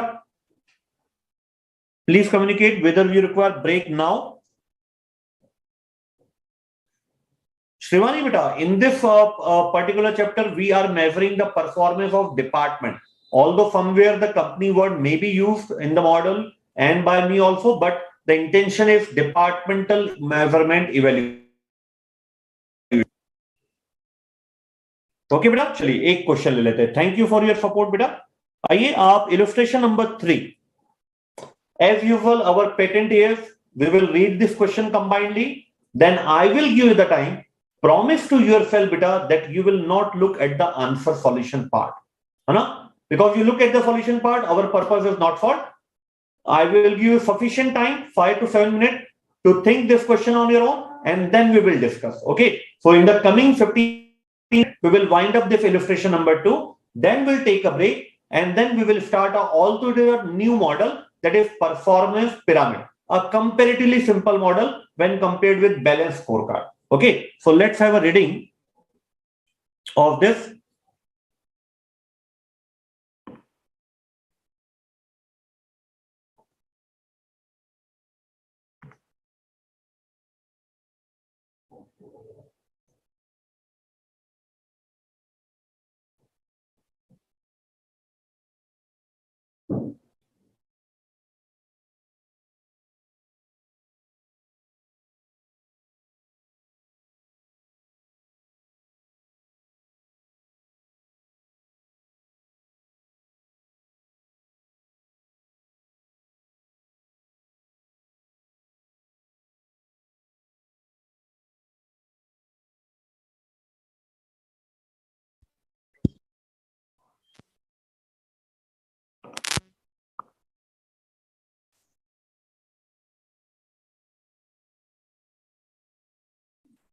Okay,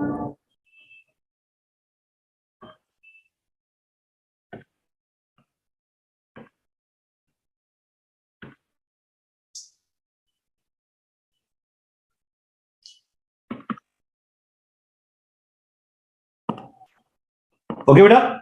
Due to technical error, there was some time gap of 1 or 2 minutes. So let's start illustration number 3. Okay.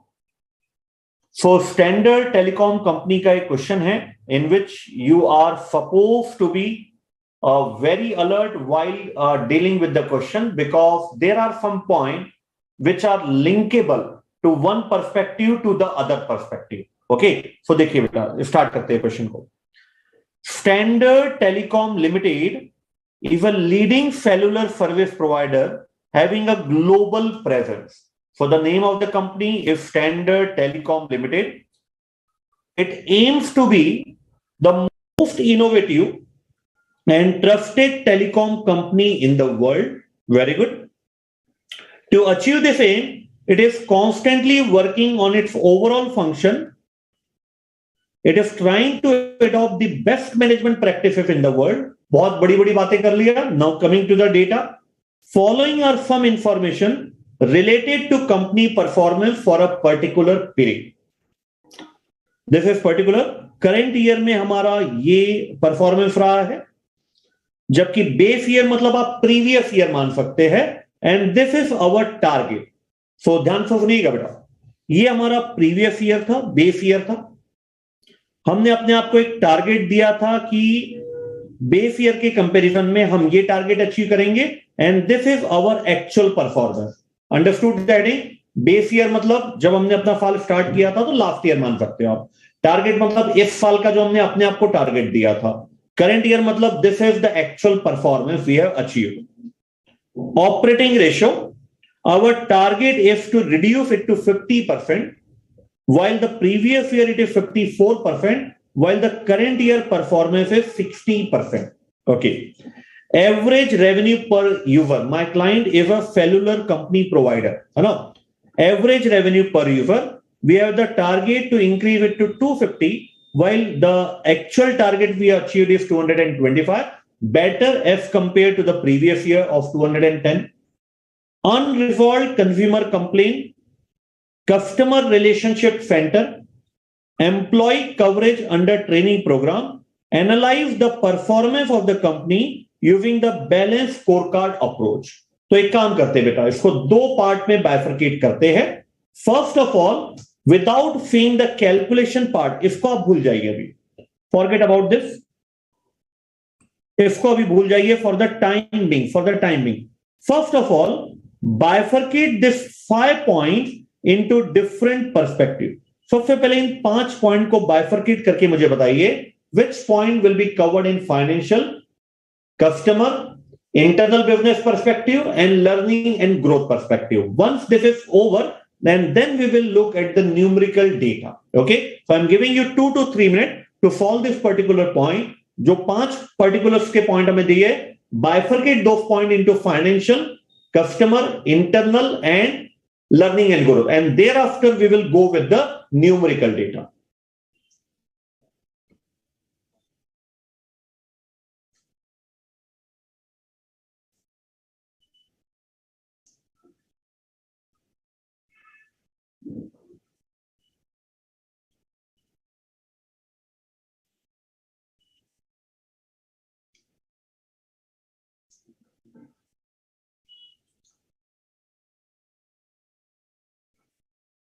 And if you have done beta, please communicate with the answer. है ना, abbreviation will work. Financial F alphabet लिख दीजिएगा, customer के लिए सी लिख दीजिएगा, internal के लिए आई एंड इनोवेशन के लिए एल लिख दीजिएगा. Learning and innovation L I, है ना. So I will get that one.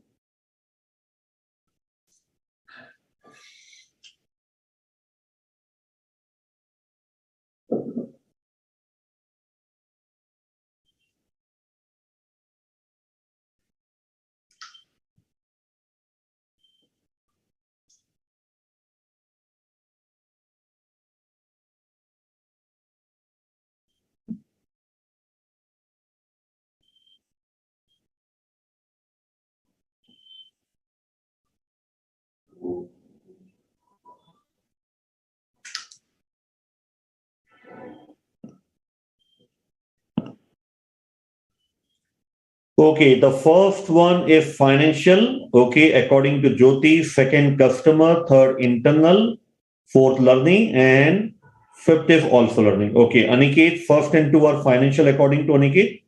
Dikshit, financial, customer, internal learning and growth. Okay. Seema, operating and revenue will be the financial. Customer complaint will be customer perspective. Customer relationship center will be customer. Employees coverage will be L. Okay, beta. Very good. Very. चलिए देखिए. So first of all, operating ratio undoubtedly it will be covered under the head financial perspective without any doubt. This is the financial perspective. है ना? Average revenue per user. Undoubtedly, this is also the financial perspective, because it will directly impact your turnover and your profit element. Unresolved consumer complaint. So definitely consumer complaint is there. Due to dissatisfaction will be there. So it will be the customer perspective. How the consumer complaint can be resolved as soon as possible, how the average revenue per user can be increased.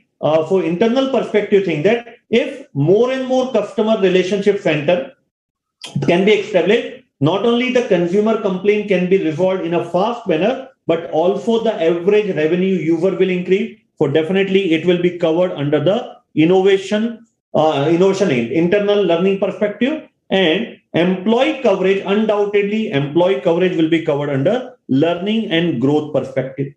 Clear है बेटा? चलिए अब बहुत important चीज चालू होती है boss, है ना? ये जो अभी मैंने आपसे पूछा था, this is comparatively simple. Now it's very important. पहला चीज आपको बताना है, वेदर टारगेट अचीव्ड और नॉट. टारगेट अचीव्ड और नॉट, यस और नो, है ना?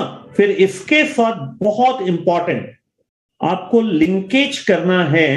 अगर टारगेट अचीव हुआ है, suppose if operating ratio is not achieved, you have to link out of which 4 point there is a possibility that due to this reason operating ratio target is achieved और not. That is very important. Target achieve हुआ या नहीं हुआ, it's very simple to communicate, but to link it, why it is achieved or why it is not achieved is very, very important. I am giving you another 3 to 4 minutes of time, beta, to determine whether target is achieved, yes or no, and whatever be the answer, to link what will be the reason of its achievement and what will be the reason among them. जैसे अगर मैं employed customer relationship centre ले रहा हूं, तो इसको मैं link करूंगा कि ये टारगेट अचीव हुआ या नहीं हुआ, इसके कारण मेरा किस पे इंपैक्ट पड़ा है ना? Whether it can be a positive impact or negative impact, whatever it may be, है ना? So I'm giving you another 3 to 4 minutes, beta. These are the very, very crucial minute, है ना? After that, we will take a break.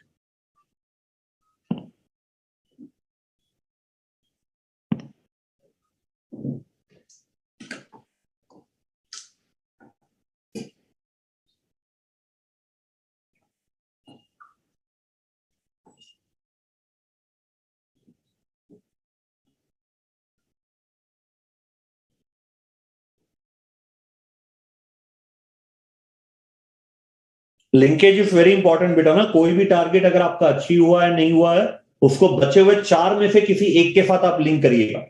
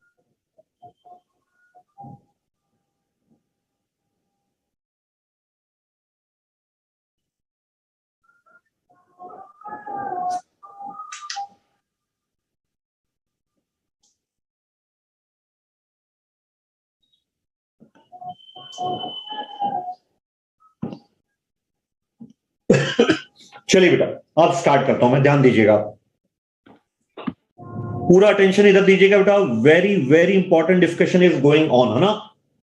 This will fetch you only 1 mark out of 5 to 6 mark. जो आपने अभी अभी निकाला है ना, इसमें ज्यादा से ज्यादा आपको 1 मार्क मिलेंगे, 5 to 6 मार्क में। The important point is linkage. चलिए, ये टारगेट हमारा अचीव नहीं हुआ है, ओके, नो लिख दिया मैंने यहां पे, टारगेट अचीव नहीं हुआ। एवरेज रेवेन्यू पर यूजर भी हमारा अचीव नहीं हुआ। Whether unresolve consumer complain achieve हुआ है, नहीं। बेस ईयर था 25,000, उसको हमें रिड्यूस करना था 20% से। So our unresolved consumer complaint should be 20,000 only, while it is 27,500, तो ये भी अचीव नहीं हुआ है। फिर क्या कस्टमर रिलेशनशिप सेंटर अचीव हुआ है? Yes, it has been achieved. Whether the training program, training coverage has been achieved? No, it has not yet been achieved. ये भी अचीव नहीं हुआ है। 15% होना चाहिए था, जबकि हुआ 10% है। चलिए, ये हमने बता दिया। नाउ बेटा, very important point two link this, है ना। अब ध्यान से सुनिएगा, ऑपरेटिंग रेशियो क्यों बड़ा होगा? One of the reason of increase operating ratio is increase in unresolve consumer complain, एक तो ये, दूसरा increase in customer relationship center. We are targeting to maintain 250 customer service center while we have opened 280 customer service center. Definitely higher the number of customer service center, higher will be the cost. So therefore the operating ratio, that is operating expense ratio, is higher. So operating expense is higher due to two reasons: increase in customer relationship center, increase in customer relationship center, and the second point is increase in unresolved consumer complaint. Okay, revenue per user has not been increased to its target. The only reason I'm thinking is the reason is unresolved consumer complaint. So when you write that average revenue per user is not achieved, the reason is unresolved consumer complaint. So customer satisfaction is not there. So the repeated purchase will not be there. है ना? अब आप मुझे ये बताइए बेटा, ये बहुत स्ट्रेंज है। कंज्यूमर रिलेशनशिप सेंटर हमने टारगेट के मुकाबले और भी बढ़ाया है। So why our customer unresolve complain has been increased? बल्कि तो और कम होना चाहिए ना। हमने टारगेट रखा था हम 250 सेंटर खोलेंगे for resolution of customer, we have open 280 center. So हमारा अनरिजॉल्व कंज्यूमर कंप्लेन का जो लॉट होना चाहिए था वो तो कंपैरेटिवली कम होना चाहिए था। Then why it has been increased? Can you provide me one solid reason out of the question? Question से ही मुझे एक solid reason बताइए। Despite achievement of customer relationship target by almost 10% more, even there be more than unresolved consumer complaint. What's the basic reason behind this? Can you please communicate?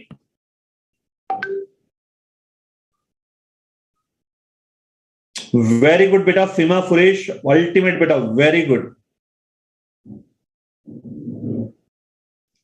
Other student beta, please communicate.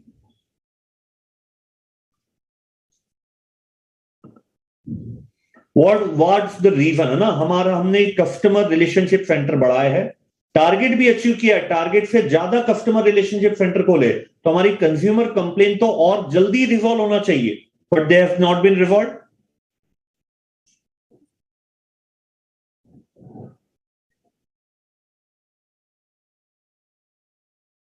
No, beta, customer relationship center and customer support center are one and the same thing, beta. Shivani, customer relationship center and customer support center are one and the same thing. You can name them as customer relationship center. Okay, it's not the marketing one. You are thinking the marketing one. No, no, no. It's not the marketing one.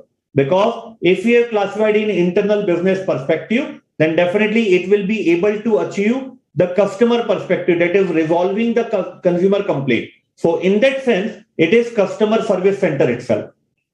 Okay, Shrivani? क्योंकि यहां पे अगर आपने उससे internal किया है तो definitely internal किया है तो it will resolve the consumer complain much faster. Very good, beta. The main reason is although you have increased the number of customer relationship center, but due to lack of training, it is not possible for you to resolve the consumer complaint to the targeted one. क्योंकि जो आपने नए customer service centre खोला है उनको आपने training ही नहीं दिया. So they are not able to work at their full efficiency. Therefore, despite being number of consumer relationship center increased, but due to lack of training, ये हमारे पास हुआ है. ठीक है बेटा. और लास्ट एम्प्लॉय कवरेज प्रोग्राम हमने अचीव नहीं कर पाए है ना. क्यों नहीं कर पाए ये कंपनी बताएगी. Might be the operating expenses have already been increased, therefore we are having lack of budget to provide the proper training to the employees. तो बहुत ही अच्छा क्वेश्चन था बेटा. अब जब आप देखेंगे ना इसको पूरा इंटरलिंक किया इन्होंने, है ना. ऐसा नहीं कि सिंपली बता दिया कि हमने अचीव किया नहीं किया. Each and every point are interlink with the other perspective of the organization. Okay, ठीक है. तो चलिए बेटा, so this is the completion of the very first model, balance score card. Now we will take a break, and then after the break, we will start a comparatively simple model, that is performance pyramid. Okay, Sharibra. So it's 19:53. We will meet sharp at 8:08. 8:08 पे बेटा sharp मिलते हैं to start a new topic, performance pyramid.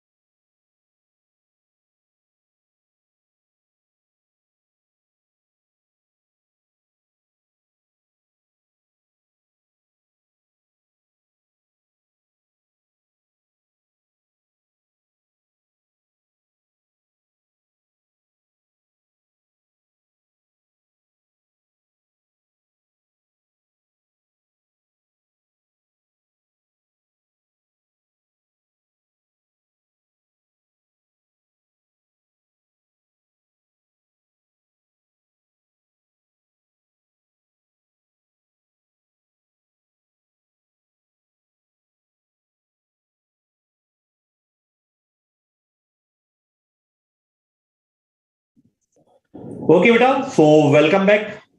Now we will start the second non-financial model. Okay, already completed the balance scorecard. Now we will start the second non-financial model, that is performance pyramid. Please write down, beta, give the heading in your copy. Performance pyramid. It's comparatively simple when we compare this performance pyramid with balance scorecard. Okay, so can you please tell me how many perspectives are there in balance scorecard? There are four perspectives, and in performance pyramid, we are having only two perspectives. That's all. That's why I'm saying less number of detail are to be handled in performance pyramid as compared to balance scorecard.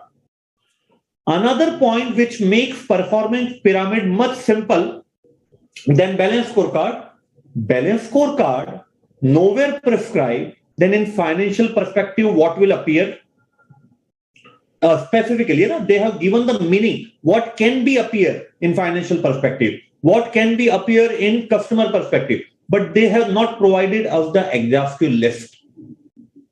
While in performance pyramid, the points that will be covered are very limited, and definitely whenever a question is framed from performance pyramid, you don't have to think. The imagination power is not required in performance pyramid as required in the balance scorecard. So hope for the best, beta. Hope that in your attempt the performance pyramid will be there. You will be more confident to solve the question of performance pyramid rather than the balance scorecard, है ना? चलिए देखते हैं बेटा. सो दो यहाँ पे model, दो यहाँ पे पर्सपेक्टिव है. सिर्फ दो ही पर्सपेक्टिव पे ये चेक करता है अपना performance. The first perspective is of course financial perspective. The second perspective is customer perspective. Only the nomenclature has been changed. Instead of customer perspective, we will call it as market perspective, है ना? तो देखिए, तो लिखिए बेटा पहला point इसमें आप.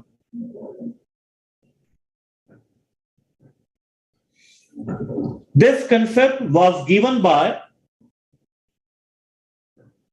Cross and Lynch. I'm highlighting the spelling. This concept was given by Cross and Lynch. Only surname are enough, beta. This model was given by Cross and Lynch.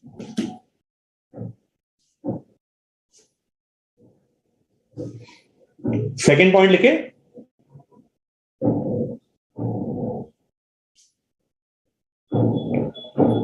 It measures the business performance. It measures the business performance on only two perspectives. It measures the business performance on only two perspectives.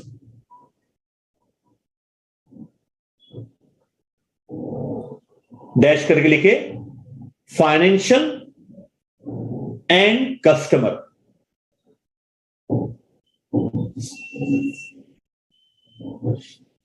तो देखिए बेटा क्या इसका structure है. Pyramid के रूप में पूरा इसको उन्होंने डिफाइन किया है क्रॉस एंड लिंच ने.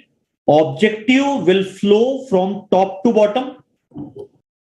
Means V1 will decide, company V1 will decide the customer and the financial objective. This will decide the business operating system, what is to be included and what department has to deliver. Okay, while the action, the initiative will be taken from bottom to top. Objectives will be flown from top to bottom, while the action initiative will be taken from bottom to top. Okay, so please listen very carefully.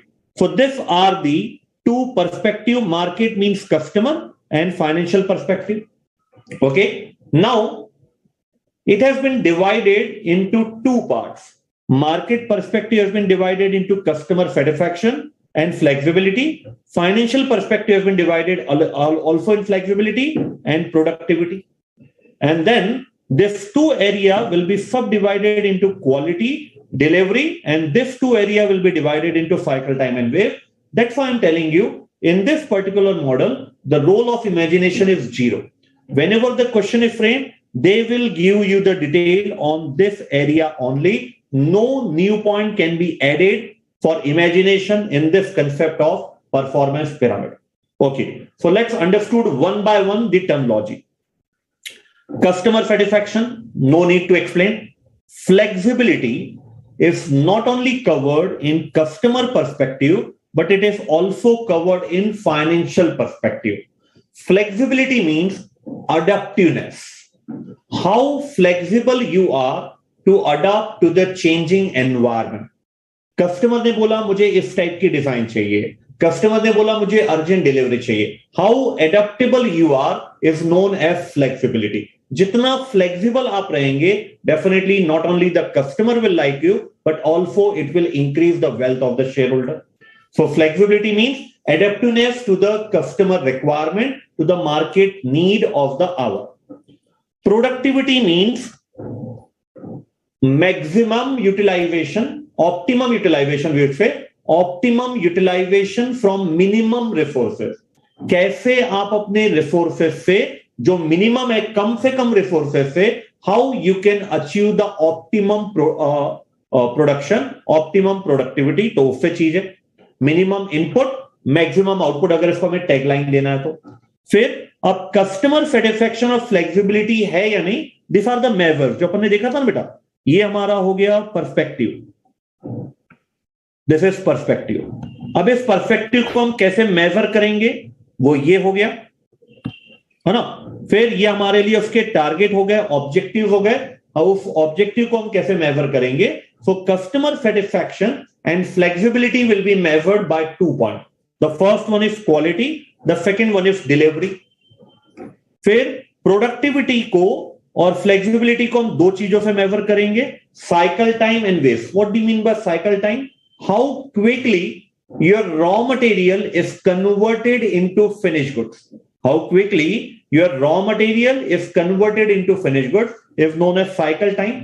And waste means any kind of waste, any kind of resources that have been wasted during the process. So waste can be of material, waste can be of labor idle time, waste can be of idle machine hour, anything, है ना, जहां पे हमने खर्चा किया but no benefit we have achieved. So the perspective are two: market perspective and financial perspective, and the objectives are customer satisfaction, flexibility, and flexibility is covered in both. And how do we measure? It has been given in the form of a pyramid.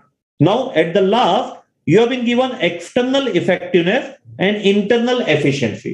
First of all, can you please tell me, beta, difference between effectiveness and efficiency? Effectiveness or efficiency में क्या difference है? I'm waiting for your answers. What's the difference between effectiveness and efficiency? Because एक जगह उन्होंने effectiveness word use किया है, एक जगह उन्होंने efficiency word use किया है.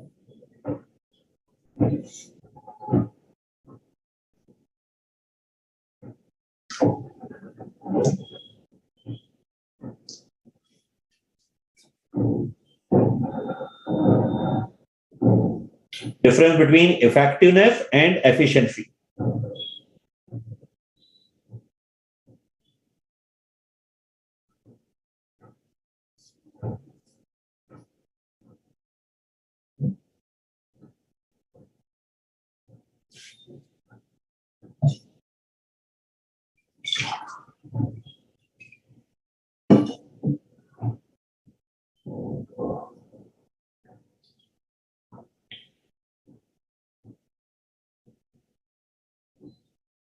No, beta Shrivani, that's not the correct answer.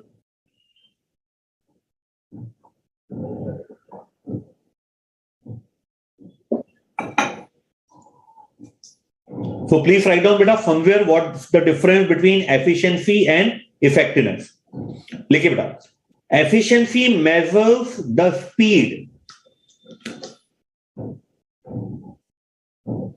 Efficiency measures the speed, while effectiveness measures the quality. Efficiency measures the speed, while effectiveness measures the quality.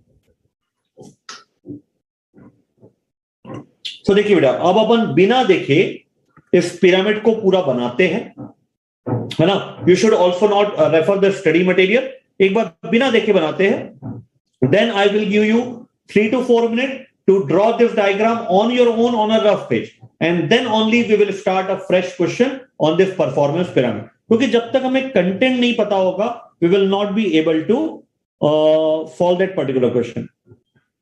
तो performance pyramid ऐसा pyramid के रूप में बनेगा. Total 4 floor है इस पे ना, 4 हायरार्की है. 1 2 3 एंड लास्ट वाला 4 हो गया. ठीक है. यहां पे 2 बाइफर्केशन है, यहां पे टोटल 3 बाइफर्केशन है, यहां पे 4 बाइफर्केशन है ना. फिर इसको एक अलग लेवल बोला गया है और फिर इसको एक अलग लेवल बोला गया. तो देखिए, सबसे पहले ध्यान दीजिएगा बेटा, अभी आपको पूरा ये अपने मन से लिखना है, then only we can start the question. सबसे पहले कंपनी का विजन आएगा, ठीक है. फिर कंपनी के पर्सपेक्टिव आएंगे. 2 पर्सपेक्टिव पर टेस्ट होगा ये. पहला मार्केट,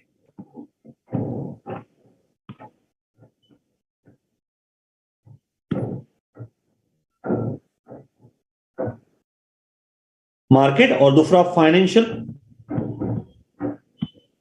ठीक है. अब जो इसके ऑब्जेक्टिव है, टोटल 3 ऑब्जेक्टिव है. इनमें से एक कॉमन है जिसका नाम है flexibility.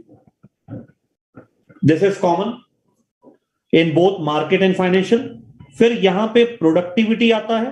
What do mean by productive? Minimum input maximum output. Productivity का मतलब मिनिमम इनपुट से क्या आपने मैक्सिमम आउटपुट अचीव किया है क्या, that will be covered. Okay. यहां पे आ जाएगा कस्टमर सेटिस्फैक्शन. ओके. अब इसको बोला गया है एक्सटर्नल, इसको बोला गया है इंटरनल. एक्सटर्नल के लिए उसने वर्ड यूज किया है इफेक्टिवनेस, और इंटरनल के लिए वर्ड उन्होंने यूज किया है एफिशिएंसी. ऑब्जेक्टिव हो गया. अब इसके मेजर, जैसा आपने बैलेंस स्कोर कार्ड में देखा था. So we are having satisfaction के लिए हम क्वालिटी देखेंगे, हम डिलीवरी टाइम देखेंगे. No new point can be considered in performance pyramid. फिर फ्लेक्सिबिलिटी और प्रोडक्शन के लिए हम यहां पे साइकिल टाइम देखेंगे. साइकिल टाइम का मतलब time taken from conversion of raw material to finish goods. ये आ जाएगा हमारा प्रोडक्टिविटी. मिनिमम इनपुट से हमने मैक्सिमम आउटपुट लिया क्या. And waste. Waste can be in the any form: waste of raw material, waste of labor, waste of machine hour time. और फिर एक एरो आता है, objectives will flow from top to bottom while measures will flow from bottom to top. Okay बेटा, चलिए एक बार अच्छे से देख लीजिए, फिर आप इसको एक बार अपने मन से कॉपी में लिखिए. Then we will start a question. Because जब क्वेश्चन स्टार्ट होगा, I will not allow you to refer this diagram. You have to imagine, you have to recall that diagram on your own and then solve that particular question so that the exam presence can be filled by you. In examination, you don't have any force, no? So you have to recall each and every point before tackling a particular question. So it's very important to just look. I'm giving you 30 seconds more. Have a look of this pyramid. 4 total part है. सबसे पहले vision आता है, फिर perspective आता है, 3 objective आते हैं जिसमें फ्लेक्सिबिलिटी कॉमन है, फिर 4 मेजरमेंट आते हैं. और लेफ्ट हैंड साइड वाला जो है उसको एक्सटर्नल इफेक्टिवनेस बोला गया, राइटली क्वालिटी. और राइट हैंड साइड वाला जो है उसको इंटरनल एफिशिएंसी के द्वारा हम डिनोट करते हैं. ओके बेटा, now I am giving you 3 minutes of time. अब इसको मैं हटा रहा हूं. अब आप एक रफ पेज में पूरा बनाइए और अपने लेवल पे चेक कीजिए वेदर एनीथिंग इज मिसिंग और you have draw it perfectly right, है ना. 3 minutes of time are available with you. फिर उसके बाद एक बहुत अच्छा क्वेश्चन करना है अपने को परफॉर्मेंस पिरामिड से related.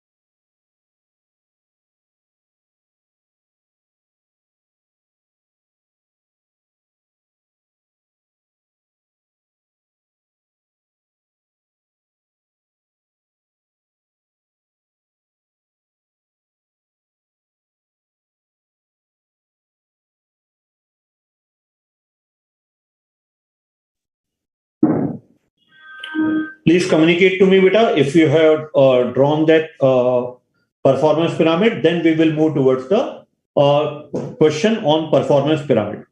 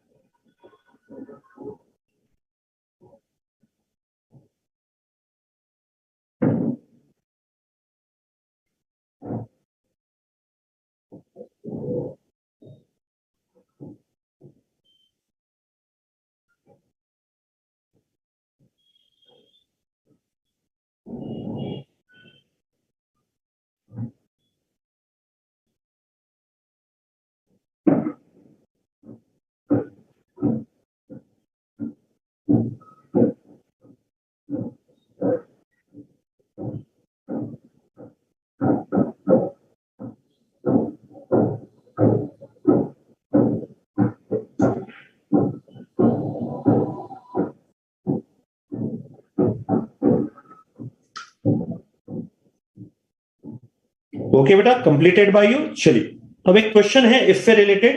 It's a very good question. Okay, now let's start reading that question combinedly, and then before following that I will ask you some question regarding that. I mean illustration number 4, it's page number 28, illustration number 4।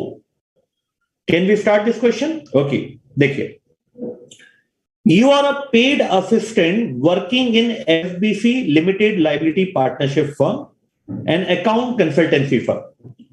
So आपकी firm का नाम क्या है? SBC LLP। आप कौन है? एक article assistant है, वहां पे पेमेंट मिलता है आपको, है ना। चलिए, you have received the following email from one of SBC senior partner। तो आपकी जो फर्म है उसके एक पार्टनर से, सीनियर पार्टनर से आपको एक मेल मिला है। To DG from SB, date PL meeting this afternoon. तो जो पीएल होगा डेफिनेटली ये हमारा क्लाइंट होगा, client.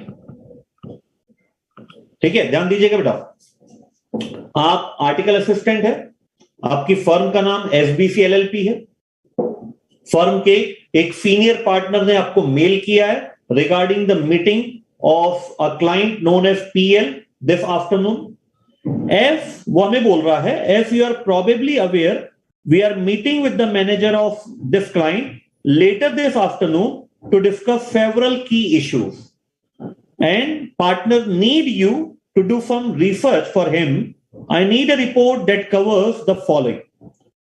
Analysis of new proposal from 2020 to 2022. So जो client का एक proposal होगा वो 2020 से आपको proposal के ऊपर अपना view देना है till 2022 based on external effectiveness, internal efficiency. Senior partner saying to help me with this, I have attached a copy of the forecast of company financial and non-financial for the period 2020 to 2022. Please read it carefully and email me back as soon as possible for your time to prepare the meeting. So you are a paid article assistant. The name of the firm is SBC LLP. You have got a mail from one of the senior partner. The mail is regarding client meeting known as PL this afternoon. The partner require me to do some research from 2020 to 2022 based on external effectiveness and internal efficiency. The partner has attached a copy of the client forecast for financial and non-financial data. I have to provide that detail before the time so that my partner can do its planning on its own. So ये attachment दिया हुआ है बेटा. Background बता रहा है कौन है पीएल, क्या है हमारा client. PL precision engineering limited specializes in engineering design and manufacture in the automotive and motorsport industry. Company design team has many year experience in the design and development of engine components for the market and high performance engines. ठीक है, normal point है. Company has identified a number of key competitors and intends to emphasize on close cooperation with its customer in providing product to meet their specific engineering design and quality requirement. So company जिस industry में है वहां पे बहुत सारे competitor है. Company ने identify भी किया है. कंपनी बहुत अच्छे रिलेशन मेंटेन करती है with their customer so that they can meet their specific engineering design and quality requirement. Efforts will be made to improve the effectiveness of all the aspects of the cycle from product design to after sale service to customer. Okay.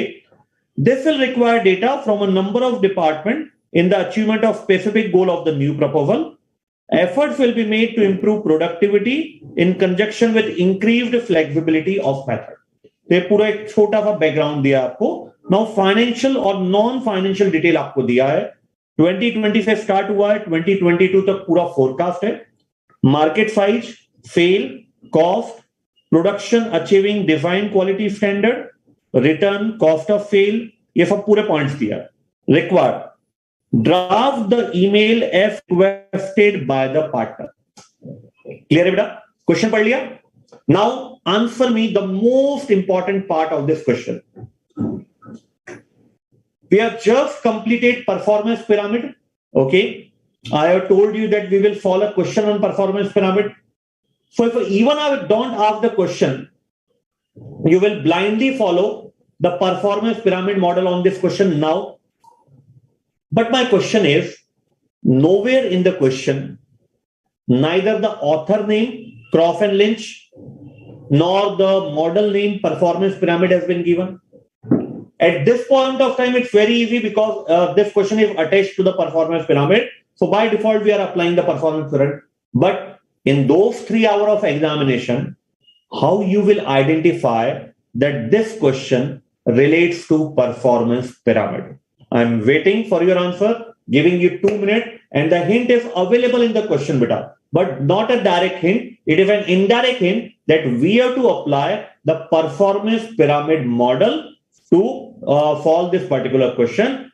Give me the hint that is available in the question, based on which you will identify in those 3 hours of examination that this question relates to performance pyramid. Waiting for your answers.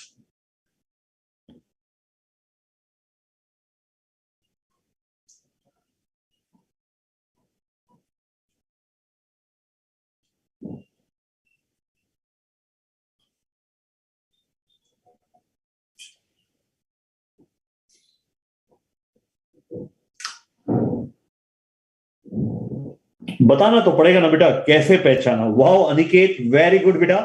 पहली ball में ही 6 मारा है आपने. Very good, बिल्कुल सटीक जवाब.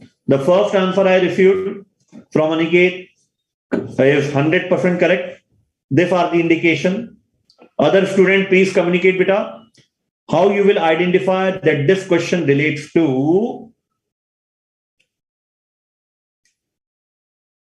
Okay Geeta Patel, very good बेटा, 100% सही आंसर है। दीक्षित 100%। चलिए बेटा, Fatima have also given the right answer. So यही पॉइंट था जिसके आधार पे आप पता लगाएंगे।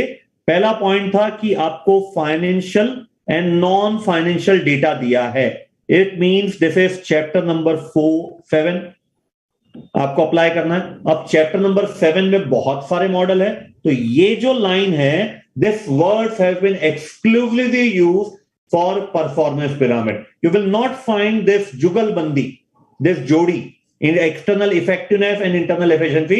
This can only and only be found under the head internal performance pyramid. Based on this indication, we can came to the conclusion that yes, this question will be solved based on performance pyramid. Okay, now in performance pyramid we are having four measurement है ना। तो आपको बताना है, मैं इसको numbering कर देता हूं, then it will be better. 1 2 3 4 5 6 7 8 9 and 10। ठीक है, तो इंटरनल एफिशिएंसी आपको बताना है और एक्सटर्नल इफेक्टिवनेस बताना है। एक्सटर्नल इफेक्टिवनेस दो चीजों से मिलकर बनती है। क्या क्या भाई साहब? एक्सटर्नल इफेक्टिवनेस पहला बनता है क्वालिटी से मिलकर। जरा याद कीजिए, एक्सटर्नल इफेक्टिवनेस के जस्ट ऊपर दो मेजरमेंट थे, क्वालिटी एंड डिलीवरी। ओके, और इंटरनल एफिशिएंसी जो राइट साइड में था उसके ऊपर दो पॉइंट थे, क्या क्या? Cycle time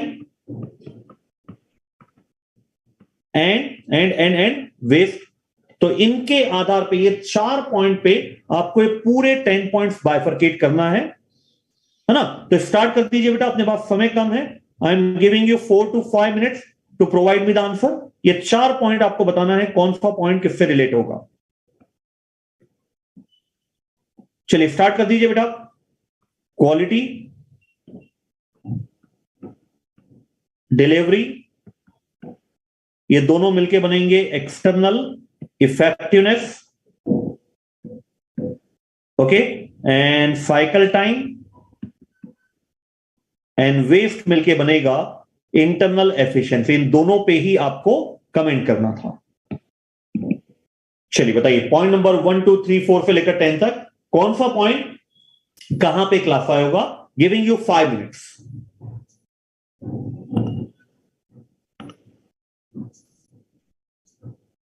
And don't answer in a hurry, beta. Take your time, है ना? Then only you should answer me.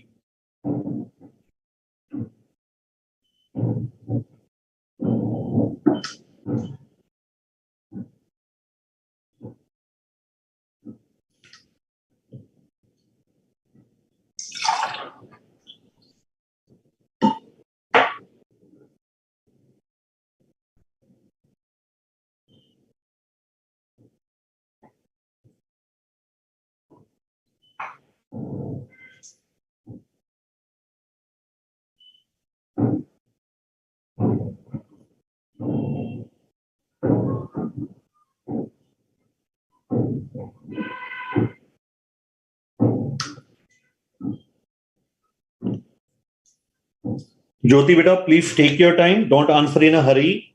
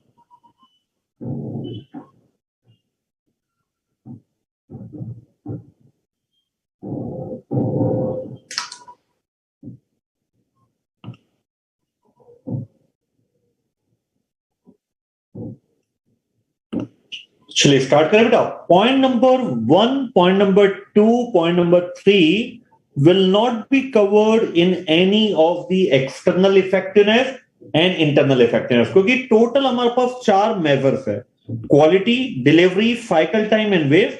And this financial data is not covered in any of the measurement. तो कहीं भी पहली वाली 3 चीजें नहीं आएगी. फिर product achieving defined quality standard, definitely this will be covered by the quality aspect. Point number 4, return from customer. If the return from customer are more, then definitely we have not achieved the quality standard. So point number 5 is also related with quality.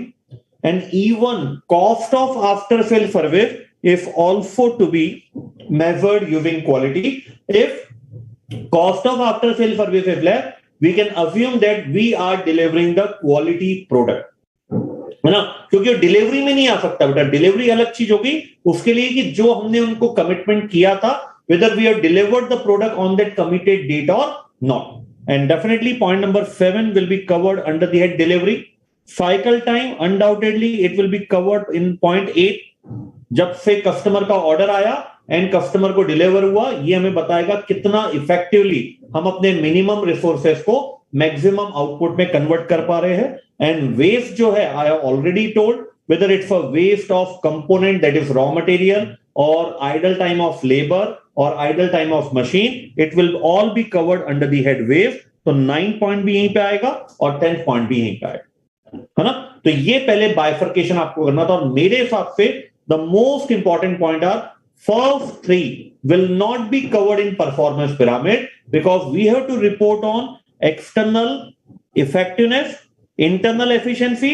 This can be judged by quality, delivery, cycle time and waste. And in no such measure market size, sale or total cost will be covered. If it is the balance scorecard, definitely point number 1, 2 and 3 will be covered in the financial perspective.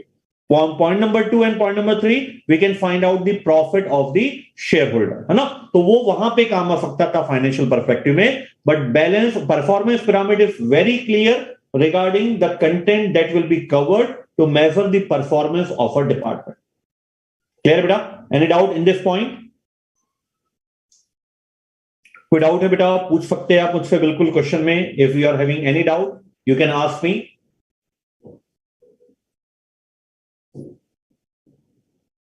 And the next session target will be, we will be starting a very, very important non-financial model, a lengthy one, building block model. And if time permits on that particular day, we will start the last topic of financial, non-financial model, that is performance prism. A very simple model, है ना. तो जो सबसे बड़ा target होगा अपना next session में, that will be related with building block model. And as per commitment by you, beta, you are devoting, and quite confident that you are devoting 15 minutes extra apart from the class session, है ना. That will provide you the extra age that will be required in this particular chapter. Once this chapter is over, I will not require from you that extra 15 minutes, beta. From chapter number 8, transfer pricing, whenever we start, definitely we don't require extra time. But for 3 more days, this is the 4th session of this chapter. We are having 2 more sessions on this chapter. So for 3 days, including today, you have to provide minimum 15 minutes, one fire, for revision purpose, beta. That will definitely help you to retain the concept and understood the topic in a better manner. Okay, beta? Chaliye. So thank you, beta, for watching the session. Good night. Thanks a lot. God bless you all.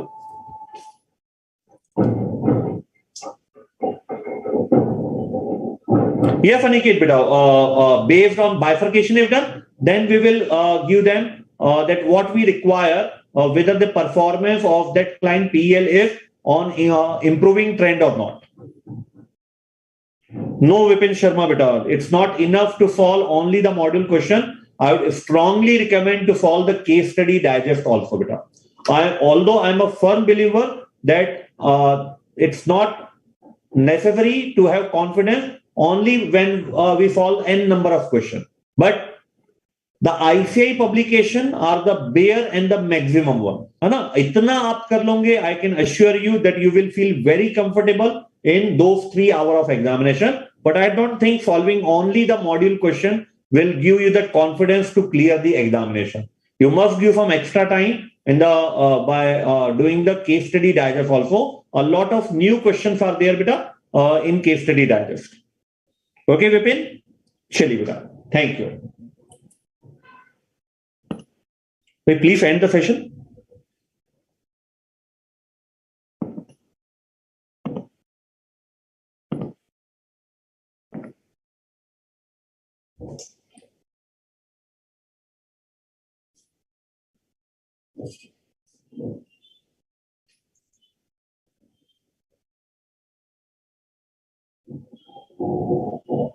Technical team, please end the session.